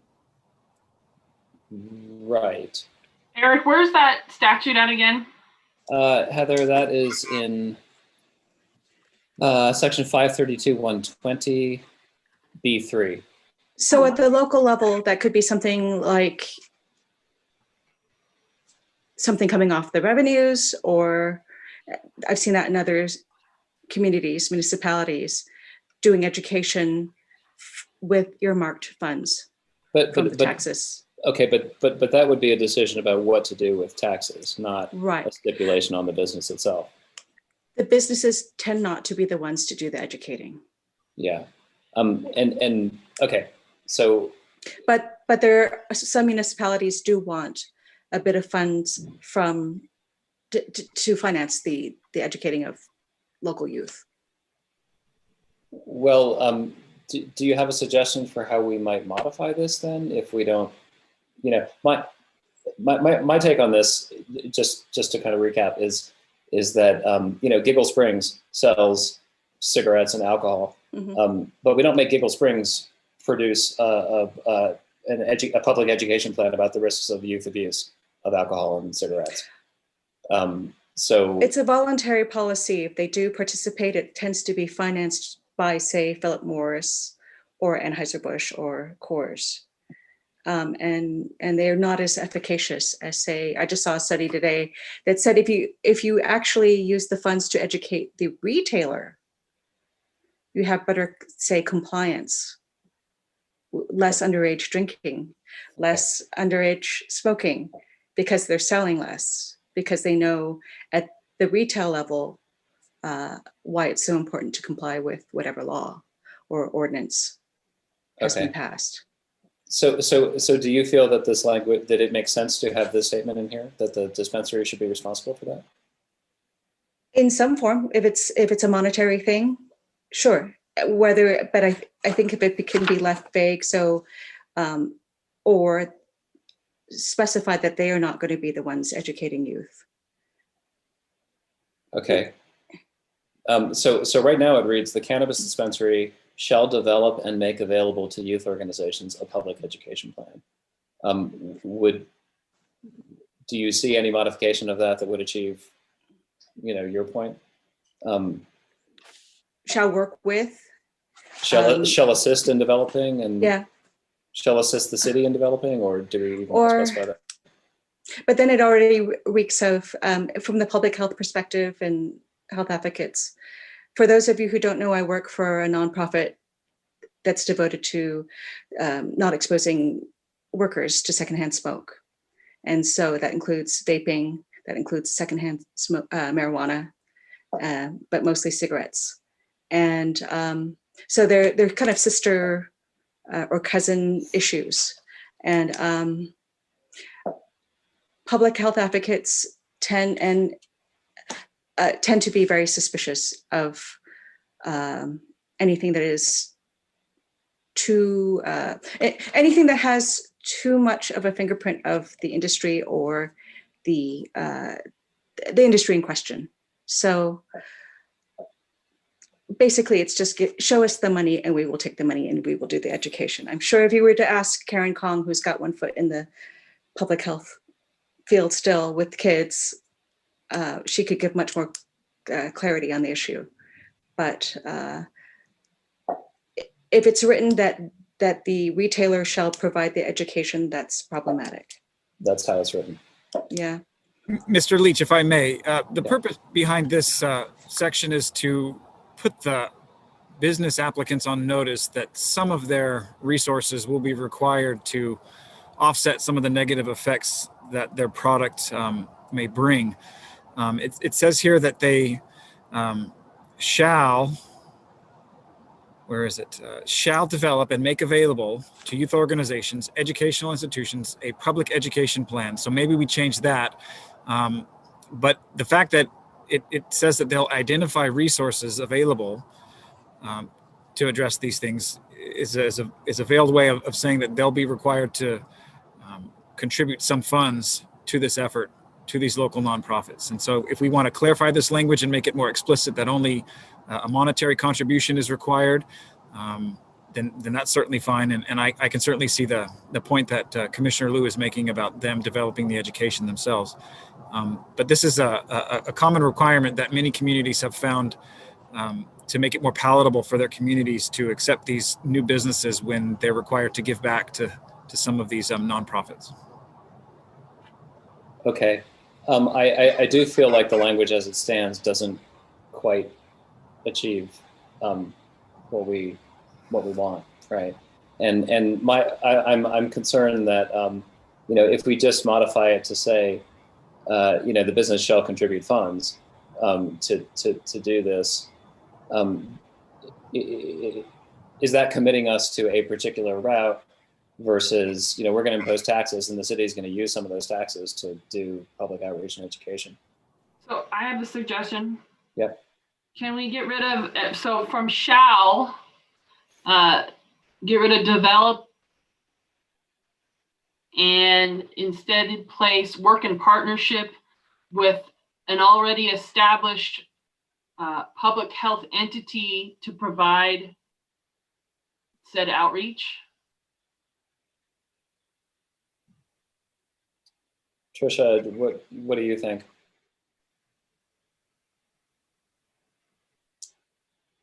Probably keeping it very vague is so that the recipients can decide how to best utilize the help. So apparently, was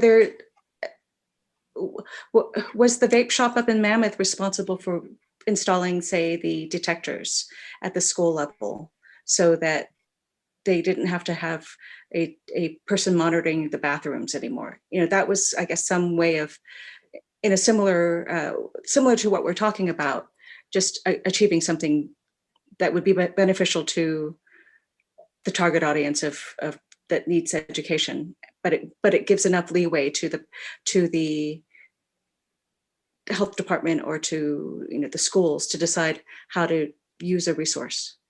So if we could keep the language a little, I guess, vague, that would be legally okay, right? Because we're not saying you have to do this, you have to do that, but. Okay, well, if we change it to the dispensary to which a permit is issued shall provide resources to develop a public education plan that outlines the risk of youth abuse. Does that kind of capture? Contribute resources contribute resources, develop, contribute maybe is better than develop. So that way it doesn't have the perception that they are the ones.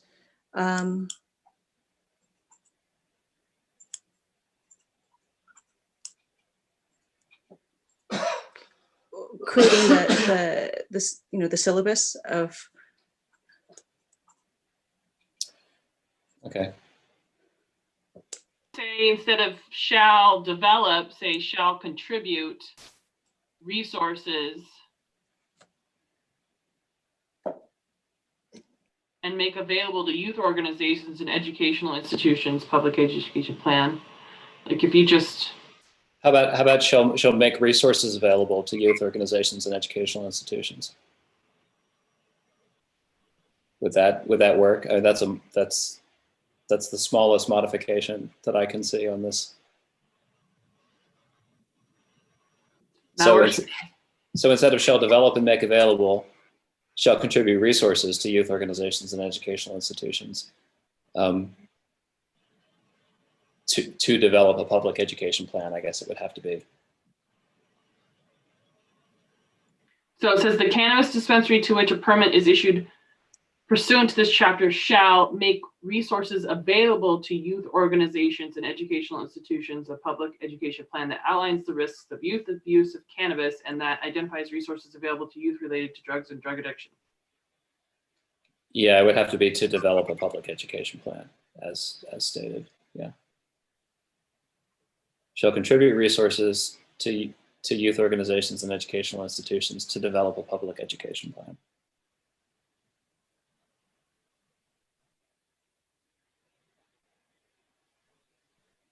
That sounds much better. Okay. Okay, I guess I would advocate for that change. Okay, can you read it to me one more time, please? So I would change this to read, the cannabis dispensary to which a permit is issued pursuant to this chapter shall contribute resources to youth organizations and educational institutions to develop a public education plan that outlines the risks. Shall contribute resources to youth organizations and educational institutions to develop a public education plan.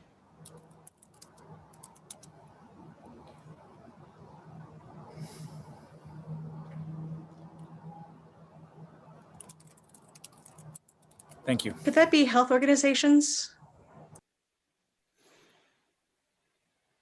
Sure.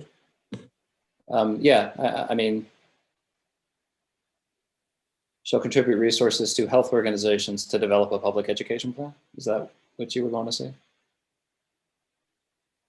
Okay, because we already have that outlines the risk of youth abuse. That's who it's targeting. Right, but the recipient, if it were to go to, say, a board of health or the recipient basically has more, if you just give it to a youth organization, it's going to sound like the kids are just going to be given all this stuff that sounds really cool versus giving it to an adult who with a health background, with a health lens that can help. Okay, so we're suggesting we change it to shall contribute resources to health organizations to develop a public education plan that outlines the risks of youth abuse of cannabis. I think that would be marvelous. Thank you. Okay, are there any objections to that from the other commissioners? No objection. Okay. Those are all of the substantive comments that I had. Are there other issues that we have not raised that people feel need to be raised? I had a couple quick questions on 53290, section I, number 3. I wanted to know if cannabis smoke was already part of the state smoke-free air law, and if so, if we could add language that basically you couldn't smoke anywhere that you couldn't smoke marijuana anywhere that you couldn't smoke cigarettes or e-cigarettes. As it's written right now, it just says you can't smoke on the property or adjacent to the property.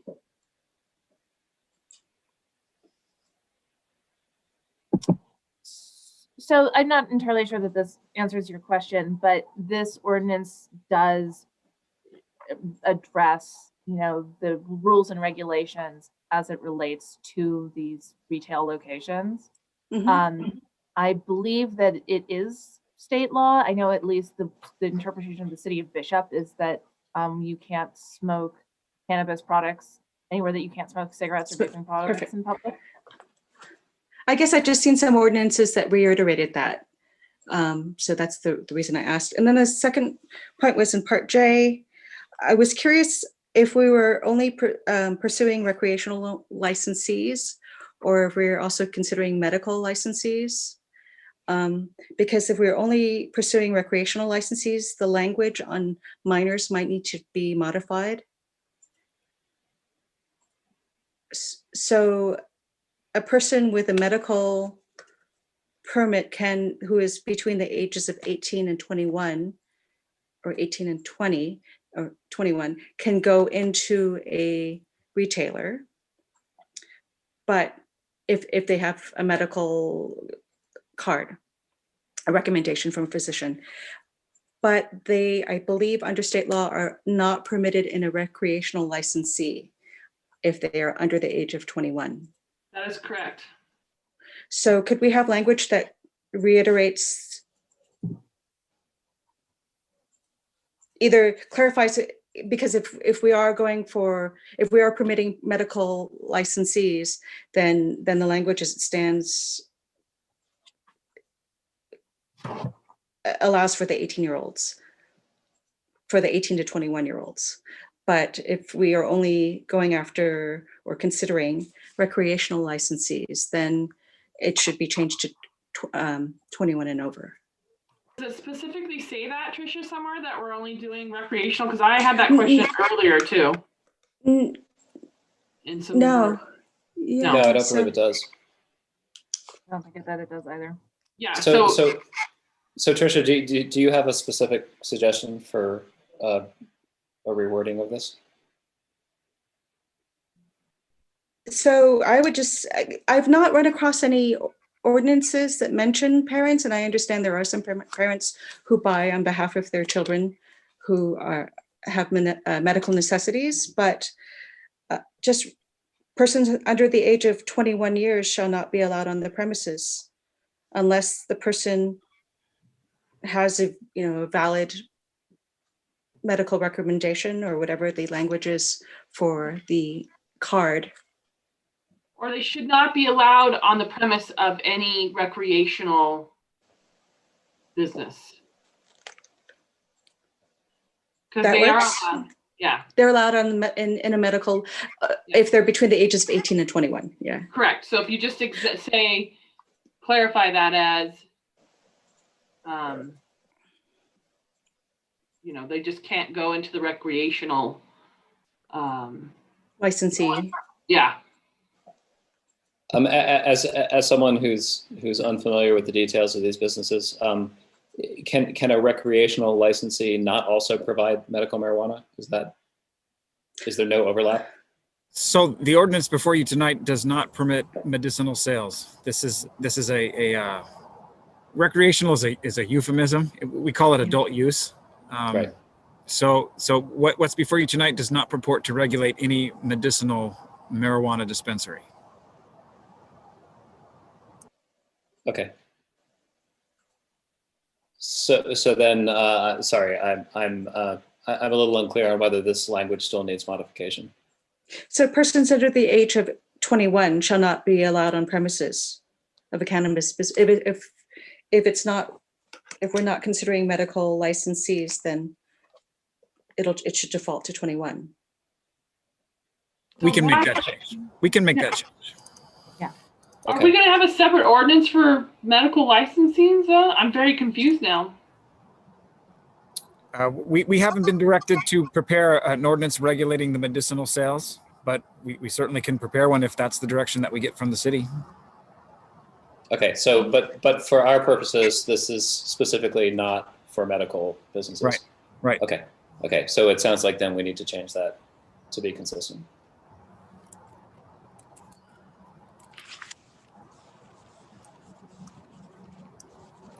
Okay, are there other points that need to be brought up that have not been brought up?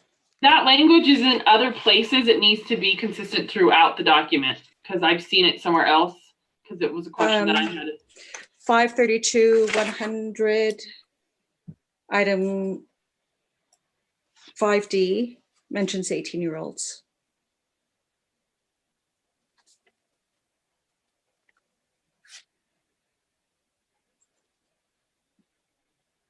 Okay. So are there other broad points? Yeah, this might be a city council issue, but does planning commission have the purview to determine what types of cannabis products are sold? For instance, going back to that best practices item I had to address the concern at the community level regarding youth addiction and marketing. They're recommending not selling flavored items. And basically high potency flower and concentrate, flavored products for combustion, flavored or infused pre-rolls, beverages, the kinds of food edibles that resemble food. Like some places have the rule that you can't have gummies in the shape of bears or other things that resemble food that children would eat. Is that something that the city council would take up regarding, or is that something in the purview of the planning commission regarding what's in the store? That's certainly a recommendation that the planning commission can give. It's certainly within the city's authority to regulate those types of products. That could be a recommendation that you make. So I would like to, addressing the concerns from the high school, at least bring that up, that there are certain restrictions that we might consider asking for so that the concern regarding targeting youth, and we know that flavors appeal to youth, and that's why that we had the flavor law that is on hold at the moment at the state level, but we also had the county consider a flavor ordinance for e-cigarettes and tobacco. And we also had the county consider a flavor ordinance.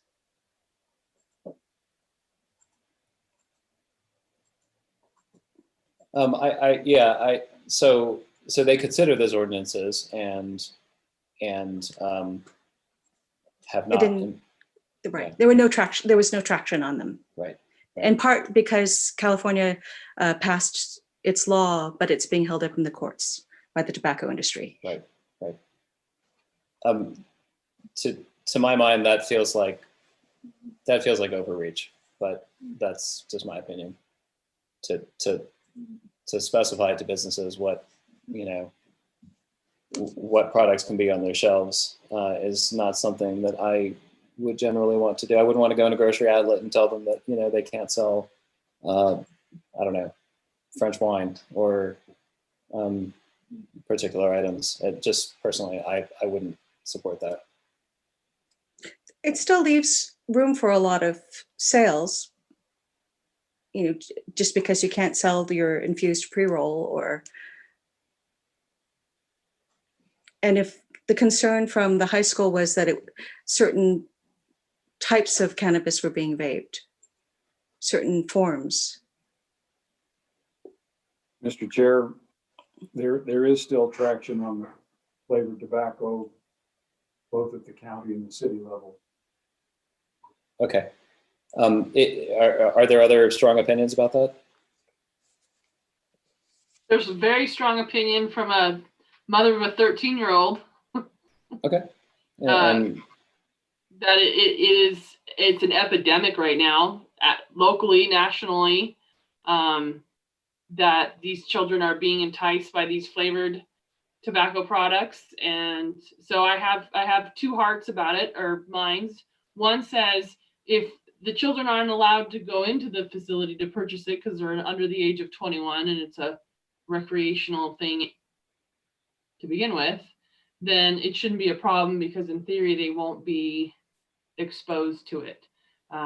However, not knowing what kinds of things that they can advertise on their signage or whatever else. We have a very small downtown corridor, and these children are walking back and forth in front of these spaces on a daily basis. And they are being exposed to that. And knowing fair well that as a former peace officer in this area for over a decade, they'll get their mitts on it whether or not they're 21. And it is very addictive because of the flavoring in it, and it is quite concerning. But, you know, I don't know that that would change my vote one way or another to allow for recreational cannabis to be distributed throughout the city limits to begin with. Okay. Andrew, do you have an opinion about flavored products? I mean, I don't feel strongly either way on that. And Harry or Bob?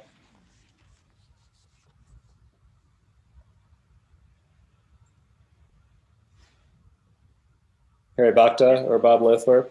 Do we have an opinion? No.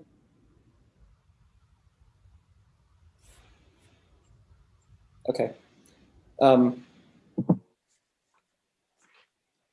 right. Are there other issues that we haven't raised before we attempt to summarize? Mr. Chair, if I might just make a comment. Yes, Ron. I would like to discourage the commissioners from increasing the limit from 600 feet beyond the 1,000 or whatever. We're very limited now on the amount of space that's available for these types of uses. And we're also limited by the fact that the community is virtually developed. There's not a lot of space for new structures. And in the downtown, we have plenty of bars. We have a new liquor store going in on the corner of Church Street and Main Street. It will be a large liquor store. So I don't know that expanding that area where they're not allowed would be beneficial in any way. Just comment. Thanks, Ron. I certainly concur with that, and the thought of further restricting it, Heather, along the lines of the revitalization overlay, basically rules out the whole commercial retail zone of the city. That seems completely at odds with the purpose of this ordinance, which is to permit and regulate businesses in city limits. Yeah, but it feels at odds in many ways to local residents who want to see the downtown area preserved and revitalized in a family-friendly way. And here we're going to have 4 recreational cannabis dispensaries in a very small square footage, two storefronts. I don't know, it just feels contrary to a family-friendly zone. And yet we have 20 businesses on Main Street. I pulled that number out, but you know, a lot of businesses that sell alcohol. Every restaurant on Main Street with a liquor license, and gas stations, and so that, I mean, that's, to me, that's the kind of counterpoint to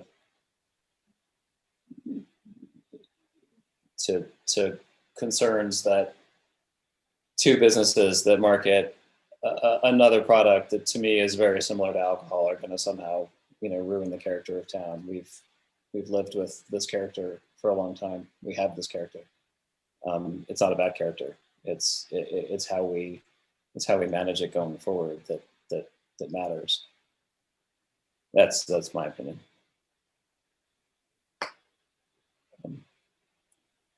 Okay, so I wanted to try and summarize. We touched on what should be in the development, whether we have any say. Sorry, Elaine. Yeah, I apologize for interrupting, Chair Leach. I think the summary is, to me, I have an inventory of at least the things that I Okay. went through, and I think some of these items are going to be contingent on if the council or the commission's making a recommendation this evening, or if staff is being requested to come back with more information. So if you wouldn't mind me going through my inventory, because Please. in particular, I have specific questions that I feel like I'll need answered to staff. Okay, thank you. Thank you. So based on the previous conversation, it sounds like there will not be consideration of increasing the setback to 1,000 feet, or what it would look like if we prohibit it from the specific plan overlay. Is that correct? That would certainly be my my position. And as I said, if it's the direction that staff comes back with additional information, it's easy enough for me to put those maps together at that time. To me, it seems like exploring that route defeats the entire purpose of this ordinance. So I don't really see the point in considering it. Then it's to the city council to determine whether or not to allow cannabis businesses in city limits, rather than crafting an ordinance that effectively doesn't allow cannabis in city limits. Heather, do you see what I mean? Like we've been asked to comment on the consistency of this ordinance with land uses and community concerns, and it's the city council's job to decide whether or not to implement it, right? I think that we can come to are you talking about coming to a consensus, but I think there's still room to designate some parts of the downtown district that are high trafficked, that don't need to have necessarily that exposure to them. So I respectfully disagree with the ordinance suggesting, essentially, because of our small area and we don't have the Grace Lutheran Preschool marked on there, I still would like to see the overlay and what that leaves for room to maybe carve out some exemption there. I'm sorry, that's my opinion, and I feel very strongly on that that's not going to change. I don't agree that we should be having that many recreational dispensaries downtown. So what I can do is, irrespective of the commission's direction tonight, whether staff returns to the planning commission, or if we take it to council, I can develop those maps as exhibits. So I will just continue with that as an action item. Can I just briefly? Okay, I'm sorry, Elaine. Go ahead. Finish summarizing, and then I was just going to ask whether other commissioners feel as strongly as Heather. And Heather, don't apologize. Like, we value your opinion. And yeah, but I'm weighing whether we have enough information to make relatively minor modifications and make a decision on this tonight, or whether or not we need more information from staff and to make a final decision on this at another meeting. And so I'm wondering if other commissioners feel as strongly about wanting to see the overlay, wanting to restrict the zone from the current 600 feet to something larger. And so I'd like to hear from the other commissioners about how they feel. Eric, hold on, it's more than that. It's also having some information from the other agencies in regards to the video and the recording. I mean, I think there is a lot more information that needs to be clarified. I agree, there's a list of things. I just meant on this particular point. And would you perhaps want me to go through my full inventory, and then maybe that helps with your decision? Yeah, that's what I was going to say before you told me to go. Go ahead. Okay. So I will do that. So the next item was consideration of remote accessibility to have access to the cameras inside the business. Modifications to the transfer clause between permittees, which I think that we discussed and Mr. Collins has possibly incorporated. Checking with our neighboring counties regarding things like video surveillance provisions that they might have, as well as items regarding delivery, including GPS requirements and communication within the vehicle. Potentially striking or looking at other ordinances for how they regulate delivery routes of vehicles, modifying section 5.32.120, where the city administrator may make rules, and modifying that language to include a reasonable amount of time. The modifications to youth education, which we spent time modifying this evening, that the contributions will be to public health.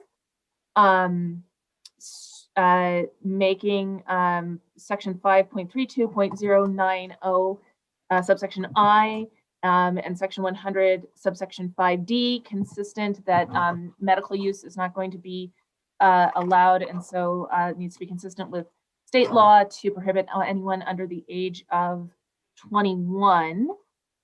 And then I think the big item where I would need direction of staff is if we are going to provide more clarification around the specific items that would be included and agreed to in a development agreement with the city, specifically regarding things like aesthetics. Regarding what, Elaine? I didn't get that last two words. And aesthetics.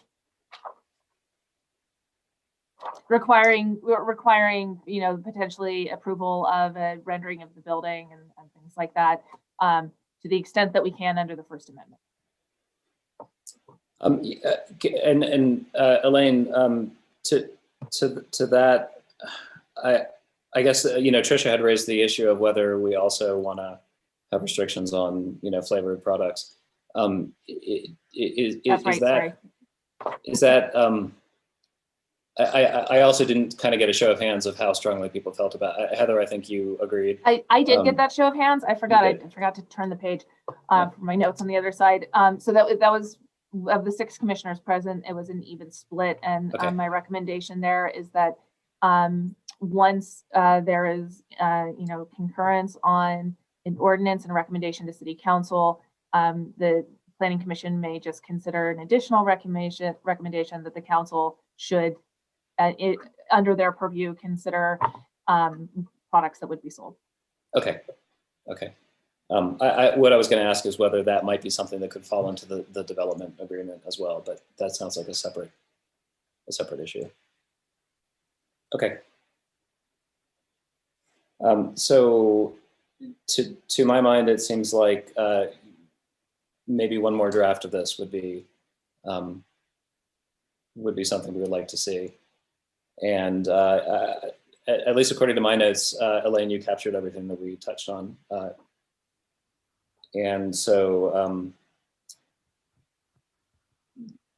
the direction that you need on the development agreement, do you have that direction at this point, you feel, or do you need? I feel comfortable that staff can,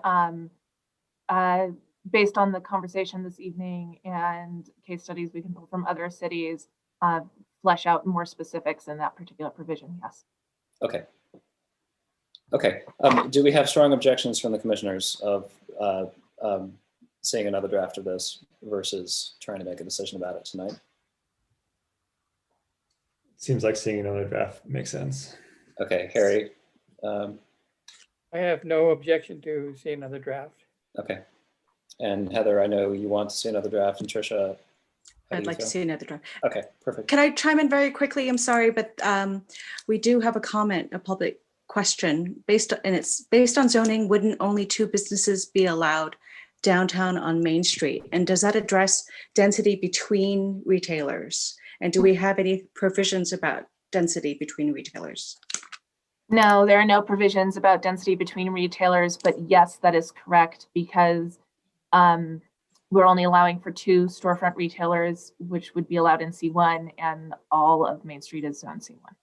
Okay. Mostly. Okay.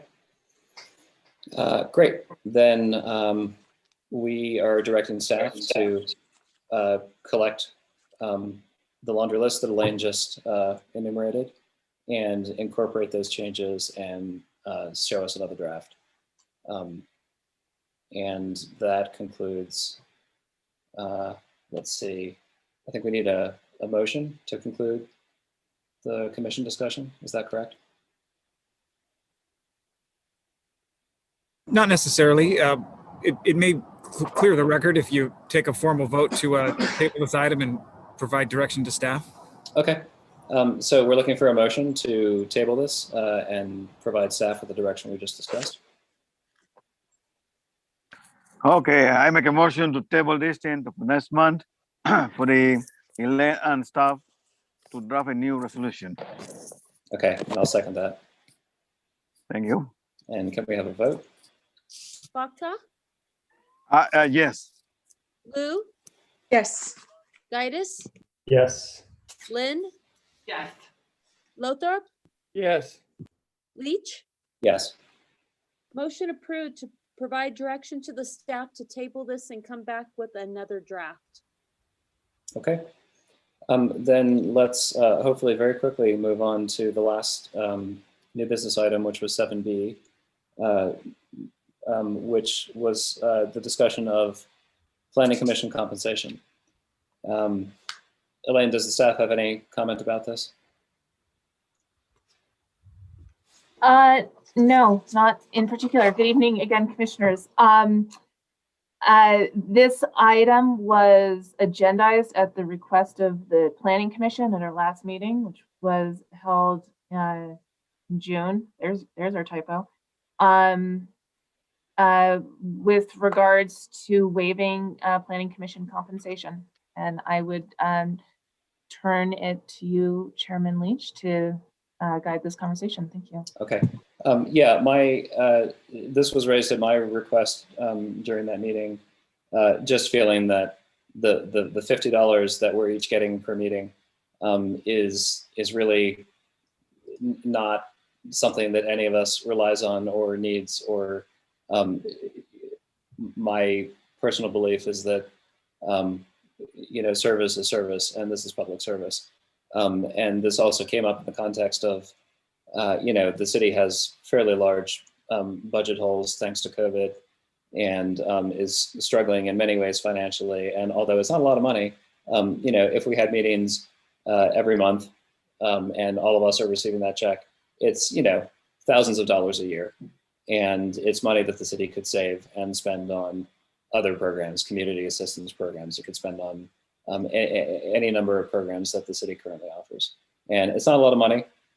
So my personal feeling was that I would be happy to give it up, but I wanted to just have essentially a very brief discussion, which amounts, I guess, to ultimately a show of hands. So I just wanted to throw that open to the commissioners for discussion, and then I guess we'll just have a vote on it with one caveat, and that's that I wanted to check with legal counsel that that we could legally not receive compensation. Yes, you can certainly waive that. Okay. So do commissioners have strong feelings about it, or would they just like to proceed to a vote and let their feelings be known that way? Well, the seat, if all 7 of us get together, is 350 times 12 months. If we get 12 meetings, that will be $4,250. $50 for me. I'm not not to become a rich person, or I'm gonna be on poverty line right away, But I believe this thing was done about 10 years ago. Was a state mandate that we should, the commissioner should get paid, for our time. Because when I joined back in 2005, the Water Commission, there was no pay time that time. But then it was income after a couple of years. So it's up to you guys if you want to keep taking the money. If not, no problem with me. Like I said, I won't become rich, or I'll go under the poverty line either, That's my, Have any other commissions moved to do this? No? No, they have not. Well, And I think it's a very small amount, but the city's certainly willing to pay it if you want to take it. Okay, are there other comments from other commissioners before we call for a vote? Or call for a motion? Well, if the person like, you know, if the person don't want to take the $50, can write it down a letter to to Michelle or Elaine or to our city administrator. I don't want to take that money, you know. Leave it to everybody individual choice. Yeah, no, that's an excellent point. And I had asked that before, and I believe I was told that it had to be all or nothing. And so maybe legal counsel can comment on that. Mm-hmm. Well, I don't feel comfortable setting a precedent for future commissioners.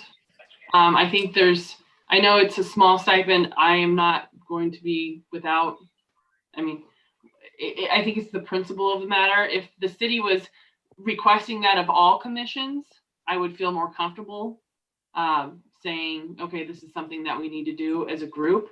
But for just our commission to do it, I think it feels awkward. Okay. I went 25 years since I've been on the commission, almost 40 now, and I went 25 years without getting any compensation. And like Carrie said, about 10 years ago, they started doling out the $50 per meeting. So in my situation, I'd like to get paid for tonight, but either way doesn't make any difference to me. Okay. When I inquired, when I was sworn in with Robin, she said, "Oh, well, you can just donate the money." Well, I promptly lost the check. So, I guess it ends up the same way, other than the paperwork for you guys down the line. Like, well, why is that check never cashed? But I just as soon leave it to you guys and to the city coffers and funds. Okay. Andrew, I would any comments? prefer that we continue to pay it. If there are individuals who would rather not be paid, I think you could give us a letter to that or an email to that effect. Keith, do you see any problem with someone saying I'd rather not be paid and taking them off the list? No, I've never seen that done. It may be cleaner to just have that commissioner just give it right back. I've never seen a commission or a body do it in that piecemeal fashion. I know that the state law allows the payment of a stipend per meeting, but I've never seen it split down the middle like that. I can research it. Yeah. Keith, with the Water Sewer Commission, about 10 years ago, we had one commissioner that chose not to receive money, and they just did not receive it. When I turned in a memo for the commissioners to be paid, they were not on the list. Yeah, I don't see there's not a legal risk to the city if it does it this way. It's just unusual. Yeah, maybe as Ron mentioned, they send in a letter stating that they do not want to get paid, and we, keep that in their record. Yeah, who's going to sue the city for that? Okay. So what? I didn't hear what Mr. Kidd said. The last part. Harry, I just said nobody's going to sue the city if a commissioner waives the right to receive a stipend. Okay, good. Well, if all of you guys decided not to take the money from now on, no problem with me. Just say, put in a note, send the money extra to Harry. Okay. And again, it's not a personal. It's a precedent that Right. I feel like what Mr. Phillips is saying.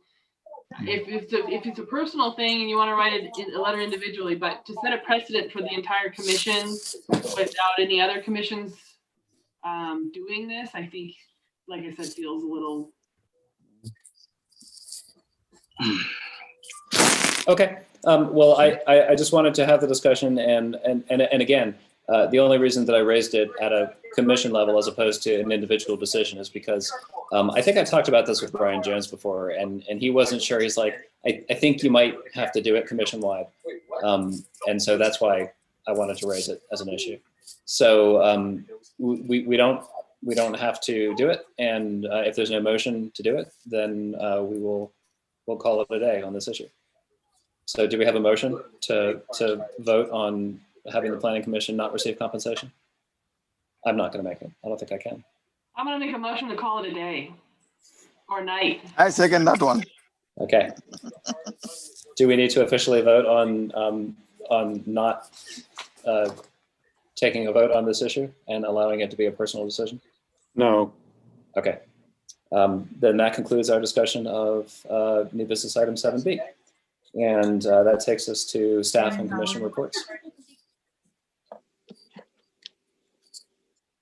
Okay. Good evening again, commissioners. I have lots and lots of updates and they're lengthy. No, I only have a couple updates. One, we are continuing work on the downtown specific plan and mixed use overlay. As I mentioned earlier this evening, that's in the draft is being developed and we're anticipating seeing that and making it available for public input. Probably around the end of March or mid-April. And then this year, our housing element update is due at the end of April. Technically, though we have until August to finish it, which we will take all that time. So anyway, we entered into a contract with a consultant last night to begin that housing element update. I met with her today. She's put together a very fast-paced agenda, but that will involve the Planning Commission's input, and there will be opportunities for public input in that as well.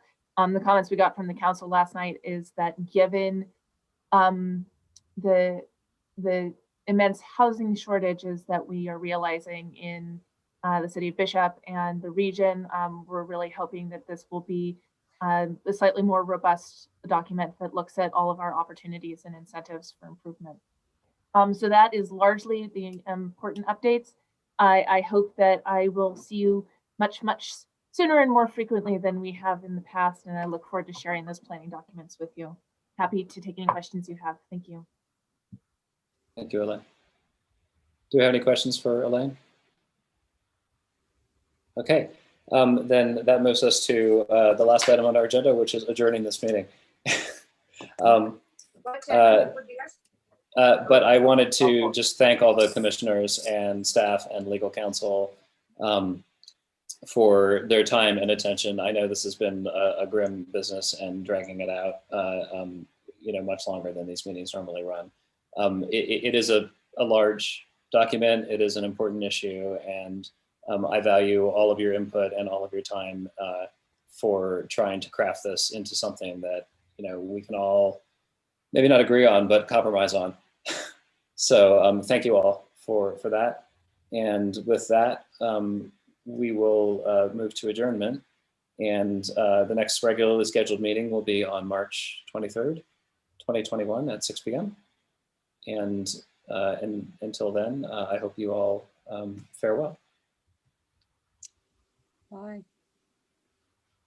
Okay. Thanks, everyone. Bye, everyone. Okay, there we go. Thank you. Good night.